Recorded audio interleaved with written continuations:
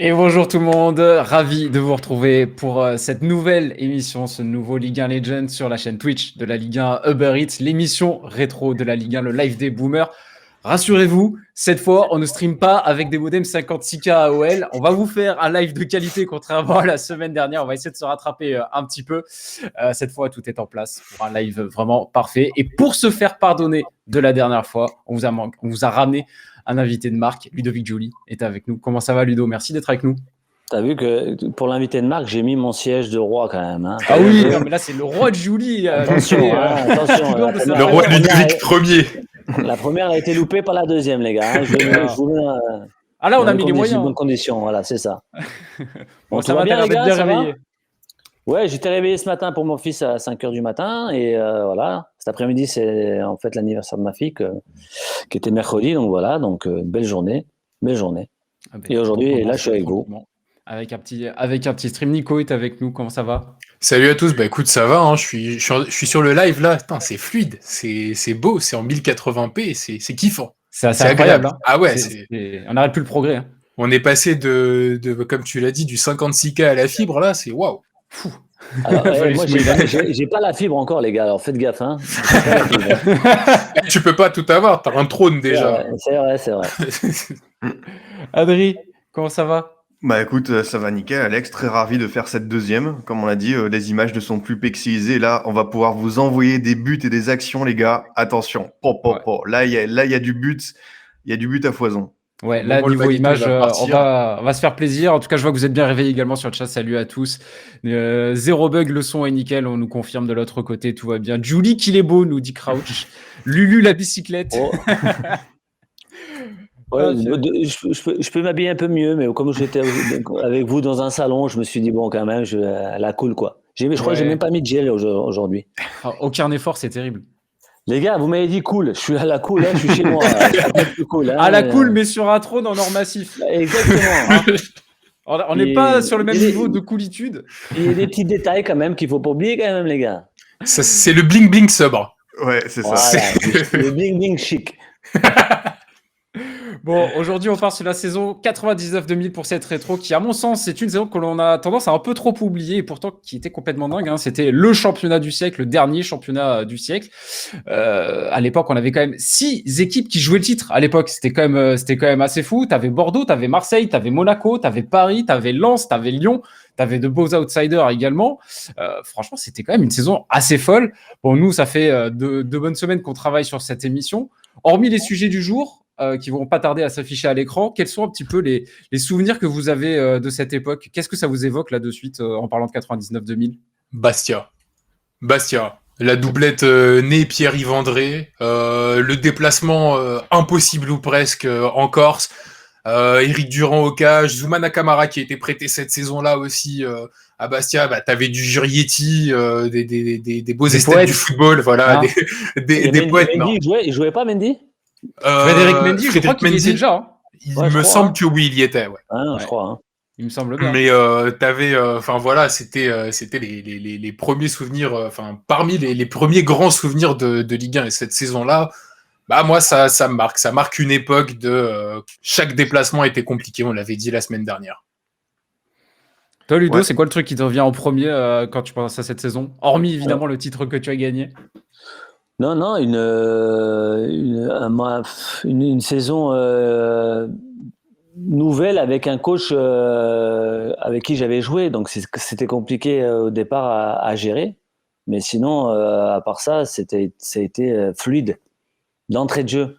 Ouais. Mais pour moi, le premier problème, ça a été de comment on va se comporter avec Claude.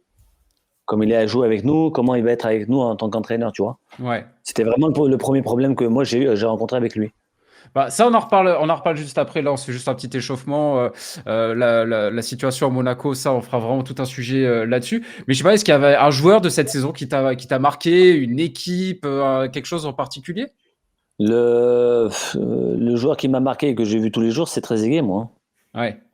Cette année-là. C'est sa dernière saison avant la Juve, d'ailleurs. C'est vrai, ils sont pratiquement tous partis après, mais ouais, c'était énorme. Et toi, Adrien, du coup? J'ai envie de citer le Sedan de Patrick Rémy, cette équipe un peu tout feu tout flamme où c'était très dur de les jouer. Les mecs étaient un peu en euphorie constante et en revoyant les images, j'ai vu des buts, des actions. Voilà, il y avait un peu des fois du Shaolin Soccer, une passe décisive de Lyonnais avec une aile de pigeon. Olivier Quin contre Saint-Etienne qui fait un espèce de grand pont, une action un peu folle. Et c'est vrai que en plus, c'est vraiment, comme tu dis, le dernier championnat du siècle et leur stade Émile Albo avant qu'il passe à Louis Dugoguès, c'était vraiment un stade à l'ancienne, quoi. C'était vraiment, tu sentais le stade vétuste. Et Nico a parlé de Bastia et tout. Et il y avait aussi cette ambiance, je trouve, à Sedan. Pour quand tu y allais, tu sentais que vraiment tu passais dans un autre temps avant que le club se modernise un petit peu. Mais en tout cas, ils ont fait une très très belle saison et quand on verra les images, on pourra se rendre compte de la qualité des actions. Voilà, c'est ça, exactement. Regardez ça. Pius Ndiefi. On parle de ça, on n'a toujours pas cité Pius Ndiefi. Mais bien sûr, mais sérieux. Il était à Monaco, il a joué à Monaco, non, Ndiefi, hein il me semble. Je sais pas, je crois pas. J'ai pas le souvenir, non, Pius Ndiefi. À Monaco Pius Ndiefi, je pense pas. Tu confonds pas avec Salif Diao? Je confonds, c'est un autre. C'est pas Salif Diao par hasard Non, Salif Diao, non, je savais, mais il y avait un jeune. Il y avait un jeune qui était venu, mais je croyais que c'était Sedan. Les gars, j'ai pas préparé l'émission, moi. Ça se voit. On lui a dit émission tranquille, il a pris au pied. Ouais, non, Ndiefi, je crois qu'il y avait un Ndiefi qui avait joué à Monaco, c'est pour ça. Mais c'est pas lui. Non, c'était pas lui. En tout cas, j'ai pas le souvenir de l'avoir vu passer sur le rocher, l'ami Ndiefi. Mais en tout cas, c'était vraiment super joueur, Ndiefi. Moi, j'aimais bien la petite doublette Ndiefi, Mionnet devant, c'était pas mal. C'était rapide, hein. T'avais Olivier Quin qui était pas mal aussi à cette époque à Sedan. C'était leur première saison en Ligue 1 ou la deuxième? C'était la deuxième, il me semble. Ouais, c'est pas l'année de la remontée, c'est la deuxième, ouais, c'est ça. Ouais. Mais qui est encore meilleure que l'année de la remontée. L'année de la remontée, je crois qu'il finit 7e et la deuxième, il finit 5e. Après, bon, la suite est un peu moins glorieuse. Ouais. Malheureusement. Mais ouais, non, t'avais quand même un sacré championnat. Trezeguet, Simonet, Gallardo, trop d'amour pour cette équipe, nous dit Bouygues sur le chat. C'est vrai que cette équipe de Monaco était quand même assez incroyable. On va y revenir plus en détail, hein. Alors, ça sera le premier sujet, évidemment, de cette émission. Monaco, un champion presque oublié. On va essayer on va revivre un petit peu cette saison avec des images, avec les anecdotes de Ludo. Mais on va essayer de comprendre pourquoi on ne parle plus de cette équipe de Monaco, ou presque. Derrière, on enchaîne avec un petit sujet sur Marseille qui devait jouer le titre et qui, au final, se retrouve à lutter pour le maintien et qui se maintient vraiment in extremis. C'était quand même assez incroyable, surtout quand on se souvient des joueurs qu'il y avait dans cette équipe. On avait du Ravanelli, du Pires, du Gary, Luxin, bref, t'avais vraiment une grosse équipe qui était censée aller. Roy, Blanc. Eric Roy, Laurent Blanc venait de partir justement. Il venait de partir. Ouais, il venait de partir. Mais bref, c'est l'équipe qui finit en finale de Coupe de l'UEFA contre Parme et qui finit deuxième du championnat. Et il me semble que Roy était parti aussi. Il était déjà parti à Sunderland ? Il me semble qu'il était déjà parti cet été-là. Il était parti à l'été. C'était l'été, enfin on en reparlera, mais le mercato était très très très mouvementé côté marseillais. L'attaque de Marseille était tellement what the fuck. Ouais, non, mais c'est vrai que tu avais vraiment beaucoup de très très bons joueurs, mais ça marchait pas. Et derrière, on enchaîne après avec l'Olympique Lyonnais et avec le retour en France assez incroyable de Sonny Anderson, qui a été quand même le premier gros transfert de Lyon, du Lyon qui voulait grandir plus vite, juste avant Juninho et juste avant les 7 titres consécutifs. Petite chronique, il faut se souvenir d'un joueur assez emblématique de Saint-Etienne, Alex Diaz, dont on se souvient assez peu aujourd'hui. Ludo, qui d'ailleurs, hier, on lui a dit Alex Diaz, il a dit c'est qui ce mec-là ? Non, mais j'ai rencontré tellement de joueurs, et en plus, tu me sors un joueur de Saint-Etienne, donc forcément, j'ai jamais regardé qui jouait à Saint-Etienne en tant que Lyonnais, donc c'était compliqué. Là, tu m'as posé une colle hier. Après, tu m'as expliqué, c'est revenu un peu dans la mémoire, mais un petit peu. Avec un certain quadruplé, bizarrement, ça revient assez vite en mémoire. C'est ça. Donc ça va, évidemment, on va y revenir et on terminera avec un match de légende de cette saison. Et évidemment, on sera obligé de revenir encore sur Marseille-Monaco, un match complètement fou et un peu à tous les niveaux, pas que sur le terrain, en dehors des terrains, en termes également d'importance pour les deux équipes. C'était vrai, il y a énormément de choses à raconter autour de ce match. Donc Nico va s'y coller. Ouais, on a choisi le seul match que Ludo n'a pas joué de la saison. Mais comme si j'avais senti l'histoire, tu as vu ?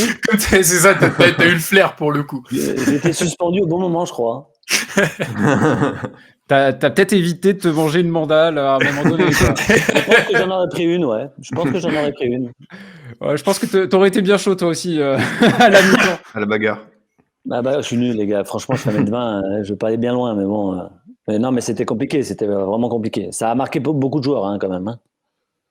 Crouch qui nous rappelle aussi l'Aslan des Wiltord à Bordeaux, Adri. Ah, Bah oui, ouais, Bordeaux post-titre, qui fait sa saison. Mais je pense que cette saison était surtout marquée par l'élimination par Calais en demi-finale de la Coupe de France. Exact. Ça a terni un peu l'image et finalement l'équipe elle échoue d'un but, une égalisation à dernière minute de Pouins à Bastia. Qui prive l'équipe de Ligue des Champions. Sinon, si elle gagnait à Bastia, elle y allait. Mais il y avait encore l'Aslan Wiltord, il y avait Mikou, il y avait du beau monde. Et c'était encore une belle équipe. Prince qui était, je crois, le 3e international libérien dans les années 90 avec James Deba, qui avait joué notamment à Monaco, je crois, et à Nice. Ouais, à Nice, il est passé, oui. Et Mr. George. Et Mr. George, bien sûr. Légendaire, Ballon d'Or.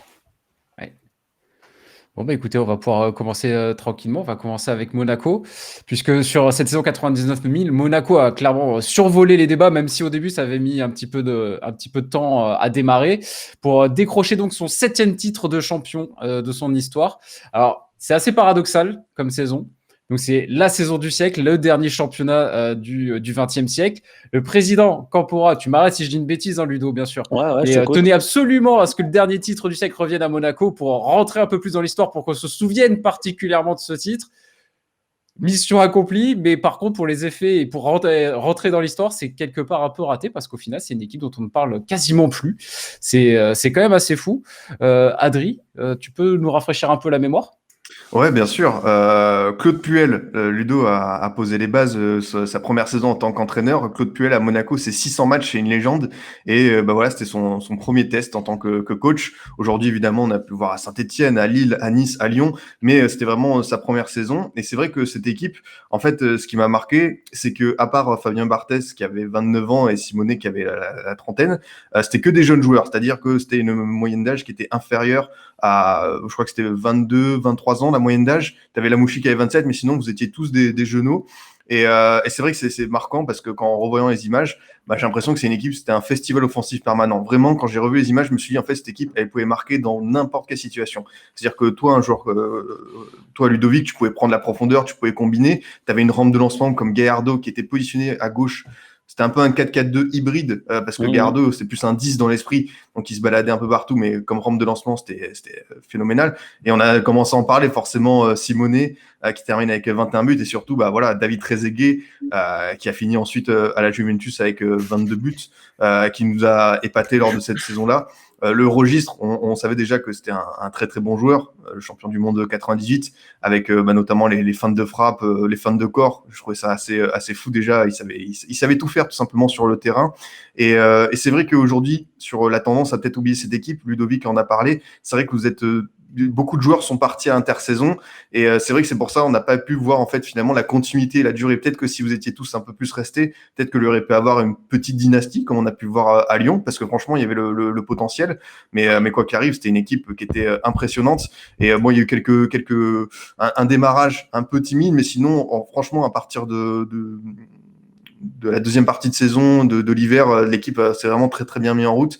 Elle a pas flanché. Il y a eu une élimination par Mallorca en Coupe UEFA, mais même ça vous a pas perturbé parce qu'on a senti que l'équipe était très très vite impliquée et comme on peut le voir, ce 4-4-2 avec. Regardez la gueule de cette compo, elle est juste. C'est incroyable. Ça pique. Oui, c'est bien de la Ligue 1, messieurs. Et mesdames. Pour les puristes, évidemment, c'est le maillot de la saison 2003-2004, si je dis pas de bêtises.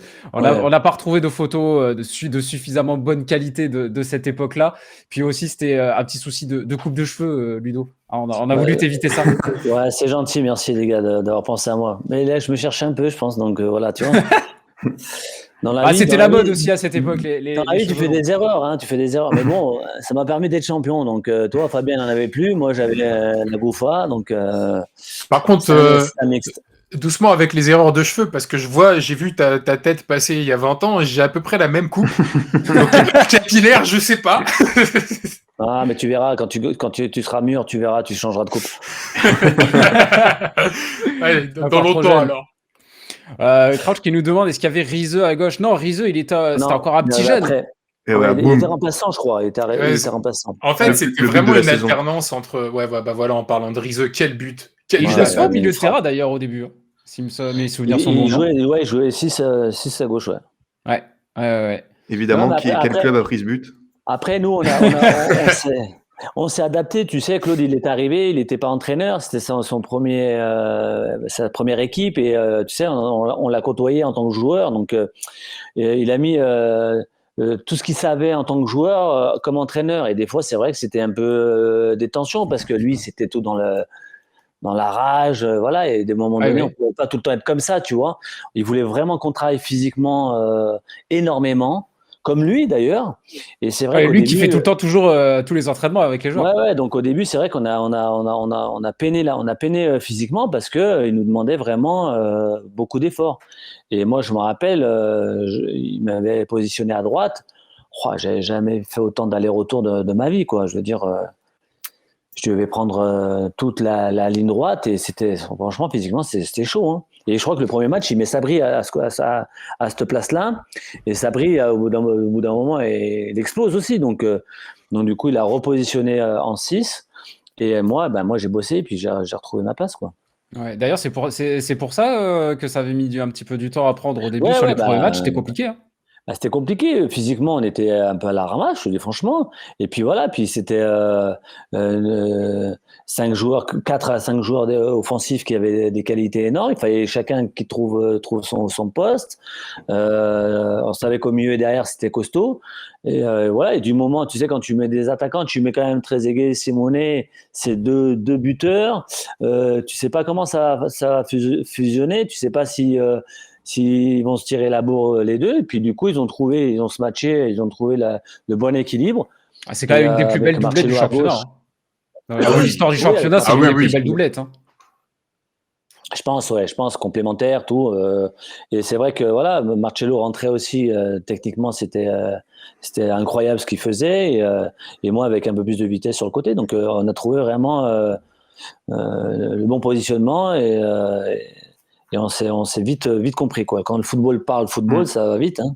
Mais moi, un truc qui me choque un petit peu aussi par rapport à cette équipe et par rapport justement à Claude Puel qui venait à peine de débarquer, c'était sa première expérience en tant que coach principal. Il avait été, je crois, préparateur physique juste avant. Ouais. Il arrive au mercato d'hiver de la saison précédente, si je dis pas de bêtises. Donc c'est vraiment un Ouais. coach totalement inexpérimenté. Certes, il y a une grosse équipe, mais annoncer avec un coach aussi jeune, on va gagner le titre comme c'était fait dès le début par le président Campora, c'est quand même assez fou. Bah, à l'époque, Monaco il gagnait souvent, donc forcément, lui, le président, il avait l'habitude que Monaco joue les titres et que il sentait sûrement son groupe très bon. Ça vous a choqué Euh, à l'époque vraiment quand le non, président Campora dit on non, veut gagner le titre cette saison? non, franchement, honnêtement, il le dit, mais bon, nous, on ne sait pas, on travaille pour ça.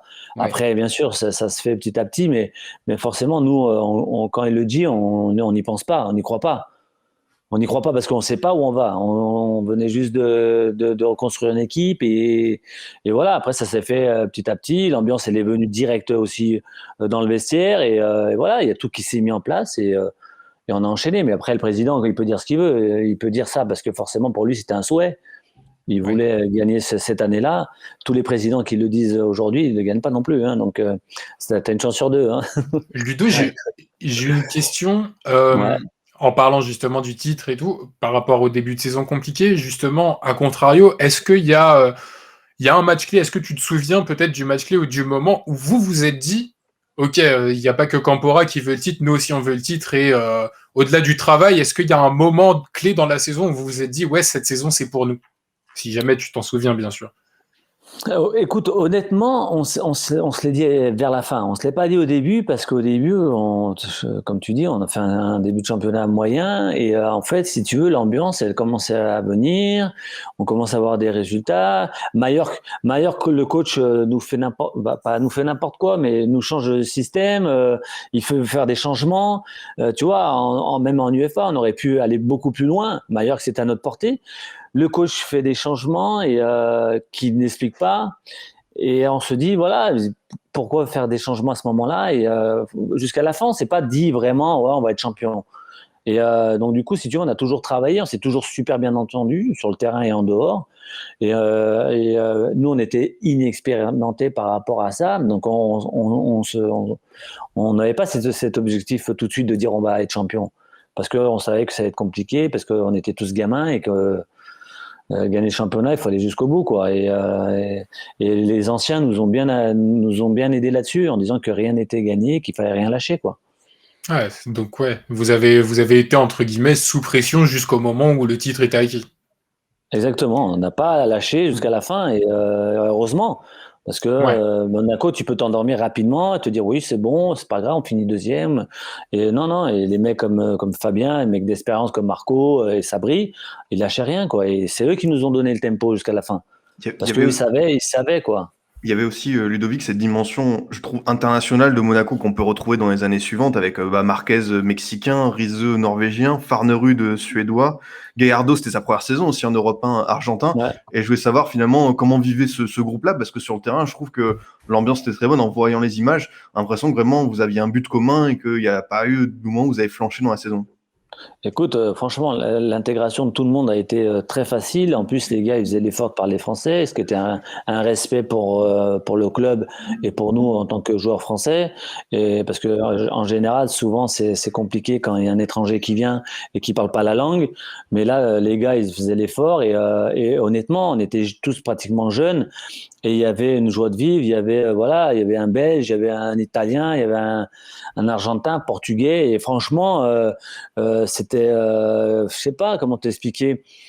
On n'avait pas cette sensation que c'était des étrangers, parce que déjà Monaco pour nous, on connaît, il y a que des Italiens, il y a que des étrangers déjà dans la ville même, tu vois. Et pour nous, Monaco, il y a toujours eu des étrangers, il y a toujours eu des joueurs étrangers et c'était naturel. Et je te dis, les gars, en 2 mois, ils parlaient français. Je pense que l'intégration, elle s'est fait vite aussi pour eux, grâce à ça. Et toi, c'est un peu la saison de ta révélation au final. Ouais. Je pense que c'est l'année où je m'impose à Monaco, clairement. Parce qu'avant, je me souviens, on te disait beaucoup que tu étais assez irrégulier. Je crois que tu avais aussi quelques petits pépins physiques avec Lyon. Là, c'est vraiment la saison où tu t'es rapidement, enfin, où tu t'es le plus éclaté à tes débuts en tout cas. Avec Lyon, j'ai jamais eu de problème de santé, Ah ouais grâce à Dieu. Ouais, non, c'est des problèmes d'entraîneur. D'accord, c'est autre chose. Ça n'a rien à voir. C'est bien, on a la version, on avait la version officieuse maintenant. Ouais, non. J'ai jamais été blessé à Lyon. J'ai fait une cheville à 15 ans et je me suis jamais claqué à Lyon. J'ai jamais eu de problème. Donc c'est pas ça.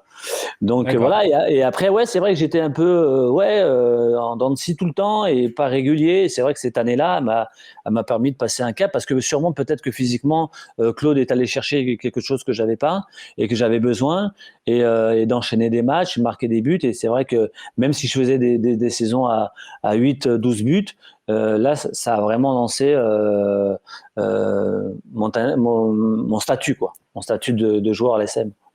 Et en équipe de France, puisque c'est ta première sélection en équipe de France, c'était cette saison-là aussi. Avec le maire. Parce que j'ai un peu cherché les noises parce que forcément, les mecs, ils étaient déjà en place depuis pas mal de temps. Ils sont champions du monde, champions d'Europe. Et c'est vrai qu'il n'y avait pas de place pour beaucoup de joueurs. Et à un moment donné, quand tu es champion de France, moi je me rappelle, les mecs qui brillaient dans leur club, ils étaient sélectionnables. Et là, il n'y avait pas trop de choix. Et c'est vrai que j'avais fait une interview sur moi et sur Sabri pour dire voilà, il y a quand même deux futurs champions de France et on n'est pas appelé. Ah bah j'ai senti la douleur. Hein. Quand je suis allé en équipe de France, ils m'ont bien fait sentir les gars. Mais moi, c'est comme ça. Je me suis un peu grillé avant. Ouais, je me suis un peu grillé sur cette phrase-là. Tu avais quand même pas mal d'internationaux français et de joueurs qui sont devenus internationaux français dans cette équipe. Hein. Alors, tu avais les champions du monde, tu avais Trezeguet, tu avais Barthez, tu avais la Mouchi. Tu as Cristobal qui s'est révélé également cette saison, Djetou, toi et Sagnol, du coup. Ouais, Sagnol aussi fait sa première sélection, je crois, grâce à cette saison avec Monaco. Hein.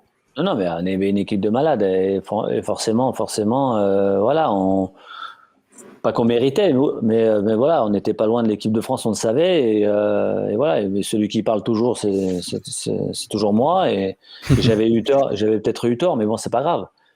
À un moment donné, j'aime pas l'injustice. Et je pensais que c'était une injustice. Et voilà, après, on rêve tous de jouer en équipe de France pour son pays. Moi, j'étais pas loin et je l'avais dit, quoi. Ouais. C'est vrai que tu as eu une histoire un peu compliquée avec l'équipe de France au final, hein. Ouais, ça n'a pas été, c'est un peu mon point noir de ma carrière, mais qu'est-ce que tu veux que je te dise, quand je fais la finale, je suis pris à l'Euro, je me blesse, ça me fait chier. Après, je fais le tournoi. Si, j'ai gagné le tournoi des Confédérations quand c'était en Ouais. France. Le seul titre que j'ai d'ailleurs avec l'équipe de France. Et après, le plus gros point noir, c'est cette Coupe du Monde, cette non-sélection pour la Coupe du Monde. Donc là-dessus, gros regret, mais qu'est-ce que tu veux faire? C'est un mec qui choisit 23 mecs et t'es pas dedans. Et là aussi, c'est l'injustice pour moi. Je suis champion d'Europe, je fais le triplé avec Barcelone, je suis le seul Français qui réussit là-bas. Et après, je demande pas d'être capitaine et de jouer. Je demandais juste qu'on me respecte et que je sois dans le groupe. Dans le groupe, Voilà, c'est tout. Après, il fait ses choix. Mais je pense que sur les 23, j'ai largement ma place d'y être. Et ça c'est vraiment resté en travers de la gorge, quoi. Ouais. Grosse déception, vraiment une grosse déception. Ouais, c'est vrai qu'à l'époque, je me souviens que je trouvais ça quand même assez fou. Est-ce que quelqu'un veut rajouter un petit truc sur cette équipe de Monaco? Non, pour moi, c'est la deuxième plus belle équipe de Monaco. On en avait un peu parlé la semaine dernière. Oui. Parce que je mets quand même. Alors, je pense que humainement, je parle d'attache des joueurs vraiment pour le coup, elle est top 1. Ces joueurs, alors il y a peut-être un peu de nostalgie, il y a peut-être un peu de ça, mais c'est vrai que cette équipe paraît un peu plus humaine que l'équipe de 2017. Mais par contre, l'équipe de 2017, pour moi, est la plus forte équipe que Monaco ait eue de ce que j'ai connu, moi, en regardant le football. Oui. Donc, depuis 32 ans. Maintenant, c'est vrai que cette équipe-là est particulièrement forte et c'est surtout l'après, en fait, qui pose des regrets. Parce que quand tu as cette base-là et quand tu sais ce que tu aurais pu faire, on en parlera tout à l'heure, mais ça laisse beaucoup de regrets parce que cette génération-là aurait peut-être pu faire quelque chose d'encore plus grand avec cette base-là 3 ans après. Non, mais c'est sûr qu'il n'y a pas eu de continuité. C'est pour ça qu'on n'en parle pas, parce que tout le monde a été champion, tout le monde est parti. Et c'est vrai que dans la continuité des gens et dans la tête des gens, on aurait fait, même juste une année suivante comme ça, on aurait peut-être fait le doublé ou peut-être gagné une coupe. Et forcément, on aurait beaucoup plus parlé de nous. C'est un peu le regret de cette équipe-là par rapport aux autres, aux autres générations. Après, si tu prends aussi 2003-2004 en comparaison, 2003-2004, bon, il y a certes ce parcours absolument incroyable en Ligue des Champions, mais au final, à la fin, il n'y a rien de gagné. Ouais. Et derrière, par contre, Monaco 99-2000, il y a quand même un titre de champion au bout, et on en parle beaucoup moins aujourd'hui. Toi, pour toi, quelle est la sauce dans laquelle tu as pris le plus de plaisir? Vas-y. Non, mais tu sais pourquoi? Parce que nous, même si on n'avait rien gagné en 2004, on avait gagné quand même la Coupe de la Ligue. Il y avait des joueurs qui étaient là depuis 2-3 ans. On avait quand même 5-6 joueurs qui étaient là depuis 2-3 ans, qui étaient titulaires. On avait une identité déjà. Tu vois, celle de 99, on avait cette équipe-là, mais elle est partie en éclat tout de suite après, tu vois. Ouais. Donc du coup, si tu veux, pour moi, c'est mon seul titre de champion de France avec Monaco en 99. Donc c'est les plus beaux souvenirs d'un titre. Forcément, j'aurais voulu qu'en 2004, ça se passe autrement à la fin même du championnat et même de la Coupe de la Champions League. Mais ce qu'on a vécu pendant cette année-là, humainement, avec ce groupe-là, je l'ai plus jamais ressenti nulle part. Même si à Barcelone, c'était aussi fort, parce qu'au final, on gagne quelque chose, mais on se connaissait par cœur. C'est-à-dire qu'on savait quand un, il était blessé, quand un, il était malade, quand l'autre, il avait des problèmes de famille, on était soudés et on allait voir. Et moi, j'allais voir le coach en disant, coach, attention, lui, il a des problèmes de famille, laisse-lui 2 jours. Ou lui, attention, il a mal dormi, son bébé, il l'a rêvé cette nuit. Donc, tu vois. Et en fait, on parlait naturellement de nos problèmes, de la vie quotidienne. Et en fait, si tu veux, ça nous a rapprochés. Le coach aussi a été très intelligent par rapport à ça. Et on s'est soudés. C'est-à-dire, dès qu'il y en avait un qui faisait une connerie, j'allais, je le défendais. Tu vois, et ça, aujourd'hui, les mecs, ça se ressent dans la vie de tous les jours. Alors, ça s'appelle pas tous les jours, hein, je te dis franchement, ça s'appelle pas tous les jours. Mais dès qu'on s'en voit, c'est comme si on s'était quitté hier, quoi. Ouais, c'est vrai, d'ailleurs, j'avais cette question dans le chat, là, John Kaiser, qui demandait est-ce que tu as encore des contacts avec Oui, les moi, anciens de ce groupe? mes gars, bien sûr, mes vrais gars, c'est Toto et Gaël. Ça, c'est mes vrais gars. Skilacci et JV. Voilà. Après, bien sûr, Jérôme, actuellement, il est en poste, donc on s'appelle aussi. J'ai Morientes, souvent au téléphone aussi. Et après, on a pour te dire qu'on a un groupe. On a un groupe de tous les joueurs, de tout le groupe de 2004, et on se parle tous les jours. Ah oui, d'accord. C'est énorme, c'est un truc de fou. C'est que tous les jours, il y en a un qui nous, peu importe l'anniversaire ou naissance, ou on a un groupe tous les jours, on se parle. Il y en a, il envoie des conneries. Bon, moi, j'en vois pas de conneries, je vous promets. Rien du tout. Vous êtes celui qui en envoie le plus. Non, je te jure, je déteste ces conneries-là parce que tu sais pas le gars avec qui il est, qu'est-ce qu'il fait. Tu vois, je veux dire, j'ai pas envie d'embrouille, j'ai plus envie d'embrouille. Donc du coup, j'envoie plus rien. Ça sent les mauvaises expériences. Ça. Ouais, laisse tomber. Donc du coup, voilà. Mais pour te dire, on a un groupe et depuis 2004, donc t'imagines. Et personne n'est parti du groupe. C'est énorme. Pour moi, c'est énorme. Tu sais, des fois, tu enlèves le groupe, tu vois le mec, il s'est barré. Là, depuis 2004, il n'y en a pas un, parce qu'on se parle, on s'aide, voilà. Donc, c'est un truc qui est unique. C'est comme ça. C'est Donc, comme si ça. je comprends bien, entre 2003-2004 et 99-2000, 2003-2004, ça passe avant. Dans ton ressenti, dans ton cœur, c'est 2003-2004. Dans tout ce que ça m'a apporté, oui. Dans tout ce que ça m'a apporté. Après, bien sûr, je suis fier d'avoir gagné ce titre-là. C'est mon seul titre. Mais humainement et sportivement, je crois que ce qu'on a vécu en 2004, c'est plus fort. L'épopée aide aussi, l'épopée européenne aide, Oui, parce que bien sûr. quelque Oui, part, bien sûr. vous avez créé des nouveaux, grâce à vous, je pense qu'il y a énormément, grâce à ce groupe-là de 2004, il y a eu énormément de nouveaux supporters de Monaco. Une nouvelle génération. Toute une génération. Et Ouais, surtout, c'est rare que la France s'attache et fasse union derrière une équipe en Coupe d'Europe. Mais quand tu joues, quand tu es sur le moment, tu ne vois pas tout ça. Honnêtement, nous, on ne le savait pas. Quand on gagne contre Chelsea et qu'on rentre à Nice, il y a 2 supporters. Non, mais je vous le dis, il y a 2 supporters. Pourtant, Louis II était plein en Champions League. Non, mais là-dessus, je ne dis pas, les stades étaient pleins, mais ce que je veux te dire, tu rentres de Chelsea, tu es en finale des Ligues des Champions, tu as 2 supporters. Je rentre, moi, la même chose. On se qualifie à Milan, à Barcelone. C'est le feu dans la ville. C'est pas pareil, bien sûr. C'est le feu. Et ce que j'ai dit, le seul regret que je pense, c'est pour ça que je pense qu'on n'a pas été conscient parce que je dis souvent aux gars, on n'a pas été conscient de ce qu'on jouait. Ça, c'est peut-être le défaut, justement, finalement, de cette absence de public, quoi. Il te manque cette pression populaire pour te transcender, quoi. Alors, c'est pas le public en lui-même, parce que comme tu dis, il était au stade. Mais je te parle de la ferveur des gens. Si tu fais ça à Paris, ou tu fais ça à Marseille ou à Lens. Ouais, t'avais personne pour te rappeler ce que tu faisais, en fait, au quotidien. Tous les jours, pour nous, les gens, c'est bien, mais tu vois, il n'y avait pas d'émeute. Tu fais la même chose. Et tu vas au restaurant d'un joueur qui joue dans ces clubs-là, il sort pas du restaurant, le mec. Et tu as la conscience de dire, mais je joue quoi là? C'est une Coupe du Monde que je vais jouer. Tu vois, je veux te dire. Et je dis ça bien sûr avec le recul parce que j'ai eu la chance de pouvoir vivre une autre finale et de comparer. Mais nous, dans nos têtes, on n'était pas conscients, à part Didier, parce que Didier il savait, mais nous, on n'était pas conscients de l'impact que ça allait avoir sur l'après. Tu vois? Et tout à l'heure, tu as cité Lens par rapport au gros public. L2F sur le chat demande, est-ce que tu te souviens de l'ovation que tu as reçue à Bollaert à ta sortie du terrain suite à l'épopée justement en Ligue des Champions?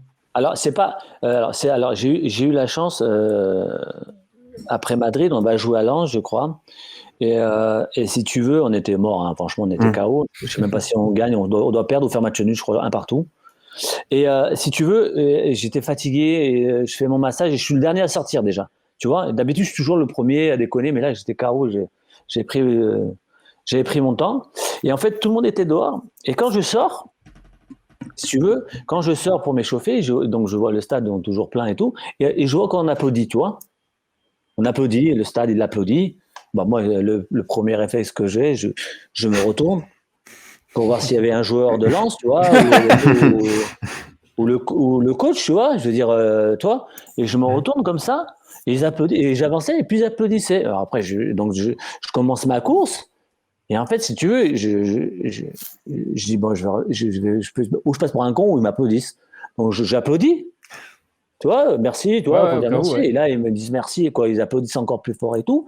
On joue, et on finit le match, quoi. Le coach, il me sort, j'étais carbo, et rebolote, la même chose. Moi, j'ai dit, le jour où Ronny il a fait ça à Madrid, moi j'ai fait ça à Lens. Franchement, non, mais c'est des choses. Déjà pas mal. Ça fait quoi, ouais, ça doit être impressionnant. On peut jamais oublier ça en tant que joueur, d'avoir ce ressenti d'avoir fait, je vais mal parler, mais d'avoir fait bander des gens par rapport à ce que nous on a fait. Et c'est la plus belle récompense que nous joueurs on peut avoir par rapport à ce qu'on fait, quoi, ce qu'on donne. Parce qu'on donne du plaisir aux gens, et si eux, ils nous le redonnent encore par rapport à de venir au stade, de venir nous suivre et tout ça, moi, j'ai dit, je peux jouer à Lens quand je veux, quoi. J'ai dit, je reviens à Lens. Tu sais, comme maintenant que je suis entraîneur, j'oublie jamais, moi, ce qui se passe dans ma vie, ce qu'on m'a fait, ce qu'on m'a aidé. Et honnêtement, dans un petit coin de ma tête, dans un petit coin, pas tout de suite, et on ne sait pas dans la vie, mais je me dis, mais Lens, il me demande, je viens. Juste par rapport à ça. Oui, d'ailleurs, pour en revenir à ton actualité, en ce moment, tu essayes de te préparer à devenir entraîneur, c'est ça? Ouais, alors je vous dis, je vous cache pas que je fais beaucoup de choses pour pas faire d'erreur, parce qu'on a vu que y en a pas mal qui se sont fait un peu, ils sont cassés un peu les dents sur leur premier choix, leur première chose, leur première expérience. Donc aujourd'hui, j'ai le diplôme pour entraîner. Je suis allé voir tous les clubs de Bretagne cette semaine, comprendre l'analyse. Voilà, ça me plaît énormément. J'ai un projet cet été par rapport à autre chose. Donc, je prends mon temps, mais je sais que je vais être sur un banc. Je le sais parce que j'en ai la certitude, parce que déjà j'en ai envie. Le niveau, je peux pas vous garantir le niveau que je vais prendre, parce que franchement, ça serait prétentieux de dire que je veux prendre une grosse équipe.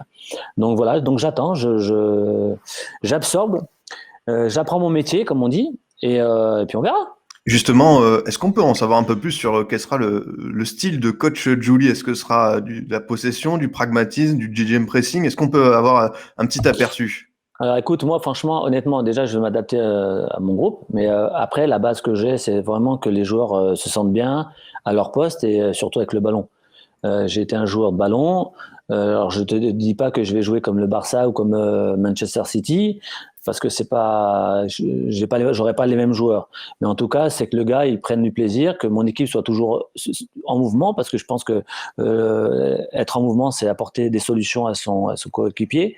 Et surtout, pour moi, c'est la gagne. C'est récupérer le ballon très très haut et pouvoir s'éclater chez l'adversaire, et être libre de jouer comme les joueurs sont libres d'être dribbleurs, d'être passeurs, de provoquer. Je crois qu'on ne doit pas avoir de regrets. Après, j'ai pas inventé le football, je te le dis franchement. Ma ligne de 4, mes deux milieux, costaud au milieu, et le reste devant, c'est les gars, éclatez-moi, quoi. Éclatez-vous, mais surtout éclatez-moi, quoi. Mais avec cette rage de détester la défaite. Petite hype, pas grande chose, quoi. Truc de foot, quoi. Ouais, en tout cas, ça a l'air de plaire sur le chat. Il y en a qui te réclament déjà entraîneur à Nancy. Voilà, chacun est en train de te proposer son club. Non, mais je sais, mais je n'ai pas envie de faire d'erreur. En fait, honnêtement, j'analyse même les erreurs des autres collègues, tu vois, de ce qu'ils ont fait, ce qu'ils n'ont pas fait. Je prends beaucoup. T'es quand même, quand tu es joueur, c'est perso, tu vois. Tu as un contrat de 4 ans, tu dois briller pour toi, as des objectifs pour toi. Quand tu es coach, tu as toute une région, tu as tout un club qui a été formé, qui a existé depuis 100, 150 ans, tu as des valeurs, et il faut s'imprégner de tout ça. Et moi, je serais dans cet esprit-là. Il y a une dimension très humaine de ce qui ressort là. Hein. Voilà, je vais pas imposer ma patte. Si je suis en Bretagne, je vais pas imposer ma patte du midi. Non, mais tu vois, je veux te dire, ça va pas le faire. Donc, si tu veux, je vais comprendre comment il fonctionne, pourquoi il fonctionne comme ça, prendre quelqu'un du club qui m'explique. Alors, peut-être je vais me casser les dents, hein, peut-être je vais me tromper, mais au moins je pourrais me regarder et dire, les gars, je me suis adapté à vous. Quand tu vas dans un club, tu dois t'adapter. Même si ton jeu il est différent, mais tu dois t'adapter avec ce qu'ils font les jeunes depuis X temps, des entraîneurs qui ont un système de jeu, qui ont une identité de club. Et moi, c'est comme ça que je vois les choses. Alors, peut-être que je me trompe, hein, peut-être, mais en tout cas, c'est comme ça que je la vois. Je me vois dans un club. Allez, on va passer au sujet suivant. On a fait un gros focus là sur Monaco. On a quand même encore pas mal de sujets. Là, on va parler un petit peu de Marseille, le deuxième sujet de l'émission. Marseille qui nous fait quand même une saison absolument improbable. La saison juste avant, ils finissent deuxième de D1. Ils finissent finalistes de Ligue Europa, non, de Coupe de l'UEFA. C'était finale contre Parme, finale perdue. Ouais, grosse équipe, hein, avec Ravanelli, Pires, Dugarry, Luxa. Et au final, cette équipe, qui devait jouer le titre, se retrouve à jouer le maintien. Donc, je trouve ça quand même complètement dingue. Tu sais, quand tu prends un revers comme ça, tu sais, en finale, c'est jamais bon, tu sais. Si tu mets pas de renouveau, si tu mets pas un peu quelque chose de 109, c'est vraiment pas évident, tu vois. Franchement, tu es vraiment déçu. Moi, je vois les défaites que j'ai eues. Putain, j'ai eu du mal à les digérer, hein. Je te dis franchement, hein. Ça reste tout le temps, et puis tous les jours, les gens t'en parlent. Donc, tu peux pas oublier, tu vois. 2004, c'est bien, mais j'ai la mort, moi, de l'avoir perdu cette finale. Je suis dégoûté. Quand je fais pas la Coupe du Monde, je suis dégoûté, mais je suis dégoûté des mois, tu vois. Et Ouais. t'as quelque chose en toi c'est là. Des fois, ça te rappelle, on a perdu, toi, et putain, tu dis merde. Et pour ça, il faut gagner. Mais quand tu perds, c'est pire. T'as la tête elle est dans le trou et tu t'enfonces. Mais quand tu as la chance de basculer, tu l'oublies vite, tu vois. Mais il faut avoir voilà, il faut gagner un championnat, il faut être bon en équipe de France, il faut gagner des coupes. Et c'est pas évident. C'est pas évident. Mais de là, quand même, à passer à jouer le titre, à jouer le maintien, c'est quand même fou, quoi. Il y a un grand écart qui est fait. Nico, t'as une idée? Ouais, bah oui, il y a beaucoup d'explications. La première, c'est comme tu l'as dit, pour résumer un peu Alex et tout sur les c'est un peu la vraie définition de passer du rêve au cauchemar. C'est-à-dire que tu ressors d'une saison, comme tu l'as dit, où tu étais à un but du titre au Parc des Princes. Merci. D'ailleurs, Scipion me doit encore un chèque aujourd'hui. Tu passes à côté de ta finale de Coupe de l'UEFA, mais tu es quand même finaliste. Et puis vient l'été, et encore une fois, les gestions extrasportives qui influent directement sur le terrain, puisque tu décides de faire un mercato rocambolesque à l'été. Il y a une quinzaine de mouvements en tout et pour tout, des départs de joueurs super importants, comme tu l'as dit, Rick Roy tout à l'heure, mais surtout Laurent Blanc. Laurent Blanc qui s'était un peu pris la tête avec Courbis, et Courbis avait déclaré Marseille a fait du beau jeu avec Laurent Blanc, Marseille sera capable de faire du beau jeu sans Laurent Blanc. Force est de constater que non, que nenni même, j'ai envie de dire. Que nenni, j'ai envie de dire. Et pourtant, la saison marseillaise n'avait pas si mal commencé. Ils gagnent 3-0, je crois, contre Sedan. D'ailleurs, on voit le but de Dugarry qui était revenu après quelques problèmes à Marseille. Donc voilà, on voit la super balle piquée. Dugarry on reviendra d'ailleurs sur lui. Ouais. Saison particulière pour Dugarry. Saison très particulière qui mérite son mini-focus dans le focus. C'est un personnage cette saison. Tout à fait. Toi aussi, tu peux nous en parler d'ailleurs. Ah oui. Tu vas nous en parler. Je vais te faire une super passe D tout à l'heure. Mais c'est vrai, voilà, tu as Marseille qui commence plutôt bien sa saison, qui a aussi un enchaînement à gérer entre la Ligue des Champions, le championnat et diverses coupes qu'ils ont vite laissé tomber de toute façon. Mais c'est quelque chose qui s'apprend, quoi qu'il arrive. Quand tu as une telle rotation, une dizaine de nouveaux joueurs et que tu as détruit ta colonne vertébrale, l'apprentissage est encore plus compliqué. Et Marseille, il a payé à ses dépens. Et ce qui est le plus incroyable en fait dans cette histoire, c'est vraiment de voir l'impact d'une mauvaise gestion extra-sportive, sur le terrain. Une telle profondeur, de telles erreurs de mouvement, de telles erreurs d'appréciation, une guerre d'ego aussi entre le président et Courbis, puisque Courbis se sentait aussi entre guillemets intouchable pour au final poser sa démission 15 jours après avoir déclaré qu'il était intouchable à Marseille. Grosse guerre d'ego qui Yves Marchand, le président à l'époque. Yves Marchand, ouais, Robert Louis-Dreyfus venait de reprendre le club il n'y a pas si longtemps que ça. Et puis voilà, tu te retrouves dans la mouise, on peut le dire. Arrivé à l'hiver, Marseille est mal en point. Marseille ne perd pas tant de matchs que ça. Mais c'est ça qui est en fait très très très symptomatique. Là, on voit un super but de Ravanelli au Parc des Princes. Roland qui se grille une petite clope sur le terrain. On voit que c'est une autre époque. Hommage à Jürgen Klopp. et donc Pires et Dugarry, les anciens coéquipiers qui l'étaient au début de saison. Et voilà, on en revient au mercato d'hiver où Marseille est mal en point, doit réagir. Casoni prend le banc. Dreyfus lui met la pression en disant que il doit terminer dans le top 3 du championnat. Je pense pas que ce soit les choses les plus délicates à faire quand tu prends un entraîneur qui plus est pas très expérimenté pour redresser un tel vestiaire de stars, mais pas d'équipe. Dugarry part au mercato d'hiver par la petite porte, il rejoint Bordeaux et on le voit pour son retour au Vélodrome. Il ne manque pas de marquer et vous allez le voir de célébrer en fixant comme il faut le public. Ouais, regard. C'était juste avant. Ouais, c'était juste avant, pardon. Regard noir, qui lancera plusieurs fois au cours de la saison dans diverses pelouses de Ligue 1. Mais voilà, Marseille se retrouve à jouer le maintien petit à petit, à glisser, à ne pas savoir gagner ses matchs. 15 matchs nuls cette saison-là. 10 défaites, ce qui n'est pas énorme pour l'époque, puisque je crois que vous, Ludo, vous finissez avec 8 défaites et champion de France. Ouais, donc c'était vraiment... match nul, t'avances plus, hein. Ah non, mais c'est ça, tu fais 15 matchs nuls, tu remplaces Blanc par l'échec Berizzo. Sur le chat, voilà, on l'a cité, bien évidemment, j'ai pas oublié. Berizzo qui partira au bout de 6 mois, 4 mois sur la Canebière, il repartira en Argentine, je crois. T'as River Plate. À River Plate, ouais. De la Peña, il a fait quoi? Il a fait un an ou deux? De la Peña, il a fait la saison, ouais. De la Peña, il a fait la saison. Ouais, d'ailleurs, ça aussi, De la Peña, c'était censé être le meneur de jeu, c'était censé être le crack, et au final, c'était une saison très irrégulière. Mais tu voyais qu'il avait un talent fou, De la Peña. Un grand joueur. En Espagne, c'était énorme. Ouais. Mais tu peux pas trop incriminer les joueurs. Encore, j'axe beaucoup sur la qualité, sur la gestion extrasportive, mais tu changes tout ton noyau de l'équipe, tu as une pression hors norme. Je pense qu'il y a eu des dépenses aussi, une certaine euphorie de la saison dernière où tu t'es dit, OK, on peut viser plus haut et en fait, on a tout fait à l'envers du côté de Marseille. Et voilà, tu te retrouves après je sais pas quelle série de matchs nuls, tu te retrouves dans les 8 derniers matchs à enchaîner. C'est ça, j'ai checké, t'as la victoire contre Monaco, mais sinon, les 8 derniers matchs, t'as 3 défaites, une victoire et 4 nuls. Tu termines la saison avec 4 nuls, donc... Et juste avant Monaco, Adri, t'as une série de 5 défaites en 6 matchs de la part de Marseille. L'équipe avait complètement craqué. C'est ça. T'as le fameux match à Strasbourg où tu tiens un nul à la Méno qui est pas dégueu, et t'as Franck Dumas qui perd ses moyens. En 2 minutes. Le CSC qui perd un ballon, je sais plus quel jeune attaquant strasbourgeois lui pique, et voilà, ça c'était l'image d'une saison où la défense a été très faible. C'est pas Louis Ndoula qui marque? Louis Ndoula marque dans ce match, mais je crois que c'est un autre jeune strasbourgeois de mémoire. Je peux pas vous aider, les gars, là.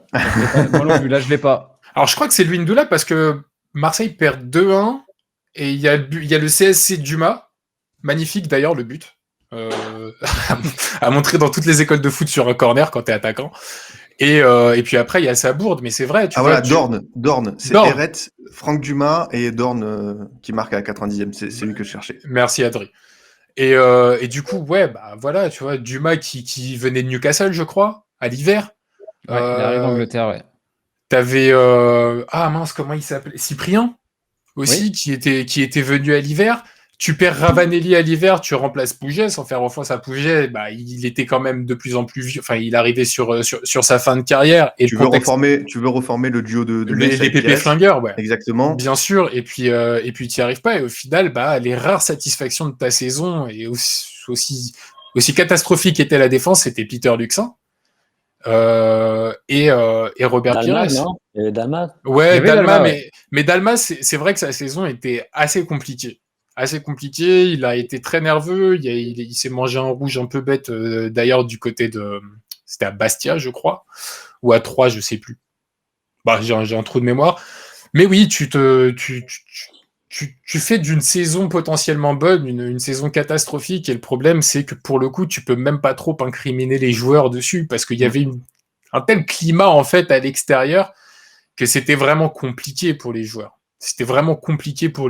Et d'où l'importance pour un club d'avoir une stabilité. Et t'évoques quoi, cette équipe, Ludo, de cette équipe de Marseille? Hormis le match, évidemment, en fin de saison, parce que là, il y a un gros focus en fin d'émission dessus. Mais en dehors de ça, c'est quoi qu'est-ce que ça t'évoque? Non, non, on entendait beaucoup d'attentes, on attendait beaucoup d'attentes de pas mal de joueurs, comme Luxin, Dalmat, c'était des jeunes joueurs, Robert avait c'est gros de espoir. l'expérience, il y avait Maurice qui était aussi dans le groupe. C'était une équipe qui avait fait donc finaliste l'année dernière et franchement, on pensait vraiment qu'ils avaient trouvé le noyau pour construire quelque chose de fort pour longtemps. Et c'est vrai qu'il y a eu pas mal de choses qui se sont créées là-bas. Quand ça va pas, tout bascule de l'autre côté. Et peut-être que des joueurs ont pas su gérer ça sur le terrain. Et ont écouté beaucoup de ce qui se passait en dehors du terrain et ça déstabilise. Tu sais, quand tu arrives dans un club comme ça, il faut avoir les épaules larges et rester soudé. Et on a vu que le groupe n'était pas soudé du tout et c'est parti en éclat. Ah, et puis surtout, enfin, ce qui est symptomatique de cette saison-là de Marseille, c'est, enfin, si vous regardez un peu les scores, c'est le nombre de 2-2, de 3-3, de scores comme ça où l'OM était devant et où l'OM n'arrivait pas à tenir. C'est-à-dire que la qualité, il l'avait. Il y avait peut-être quelque chose qui manquait du côté de l'état d'esprit. Encore une fois, les problèmes. Il y avait aussi peut-être des joueurs qui se sont vus un peu trop forts à un certain moment donné et qui n'ont pas su se remettre en question. En tout cas, c'est vrai que Marseille n'était pas... Enfin, il est passé à 2 buts de la correctionnelle quand même cette saison-là. Et avec un tel effectif, c'est que ça reste quand même une anomalie. Une très grande anomalie du championnat de France. Mais comme je le dis, 15 matchs nuls, c'est quasiment la moitié des matchs de ta saison où tu prends qu'un seul point. Ouais. C'est beaucoup trop pénalisant. À un tel niveau, c'est beaucoup trop pénalisant. Et c'est dommage parce que cette équipe-là, 3 mois avant, elle battait le champion d'Europe au titre sur un but de Gallas en Ligue des Champions. Et il y a peut-être aussi un autre problème, c'était le calendrier de la Ligue des Champions à l'époque. Il y avait 2 phases de poule. Ouais, c'était particulièrement chargé aussi à cette époque. Il y avait Ouais. 12 journées de Ligue des Champions à tankier sur un trimestre. Forcément, avec un groupe disloqué, avec la pression de la Ligue 1, enfin Division 1 à l'époque, et la pression de la Coupe d'Europe, bah, tu peux comprendre que les joueurs aient craqué, aussi Alors, on bien voit physiquement à que l'écran, mentalement. on a le droit à la compo, enfin, à la compo type sur l'ensemble de la saison. Ça me rappelle que c'est aussi la première saison de Bakayoko. Oui. Exact. Gros espoir à l'époque. Après, bon, la suite, on la connaît. Mais ouais, c'est vrai que c'est une équipe qui avait quand même de la gueule. Il n'avait pas bien débuté, Bakayoko. Si, ça marchait bien au début. Ça marchait bien, je me rappelle.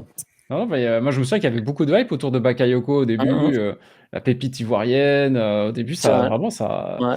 il y avait beaucoup d'attentes autour de lui. Je crois qu'il arrive d'Everton, si je dis pas de bêtises. Je crois il arrive d'Everton. Et au début, ça marche vraiment pas mal. Non, mais vraiment, il y avait vraiment de la qualité dans cette équipe.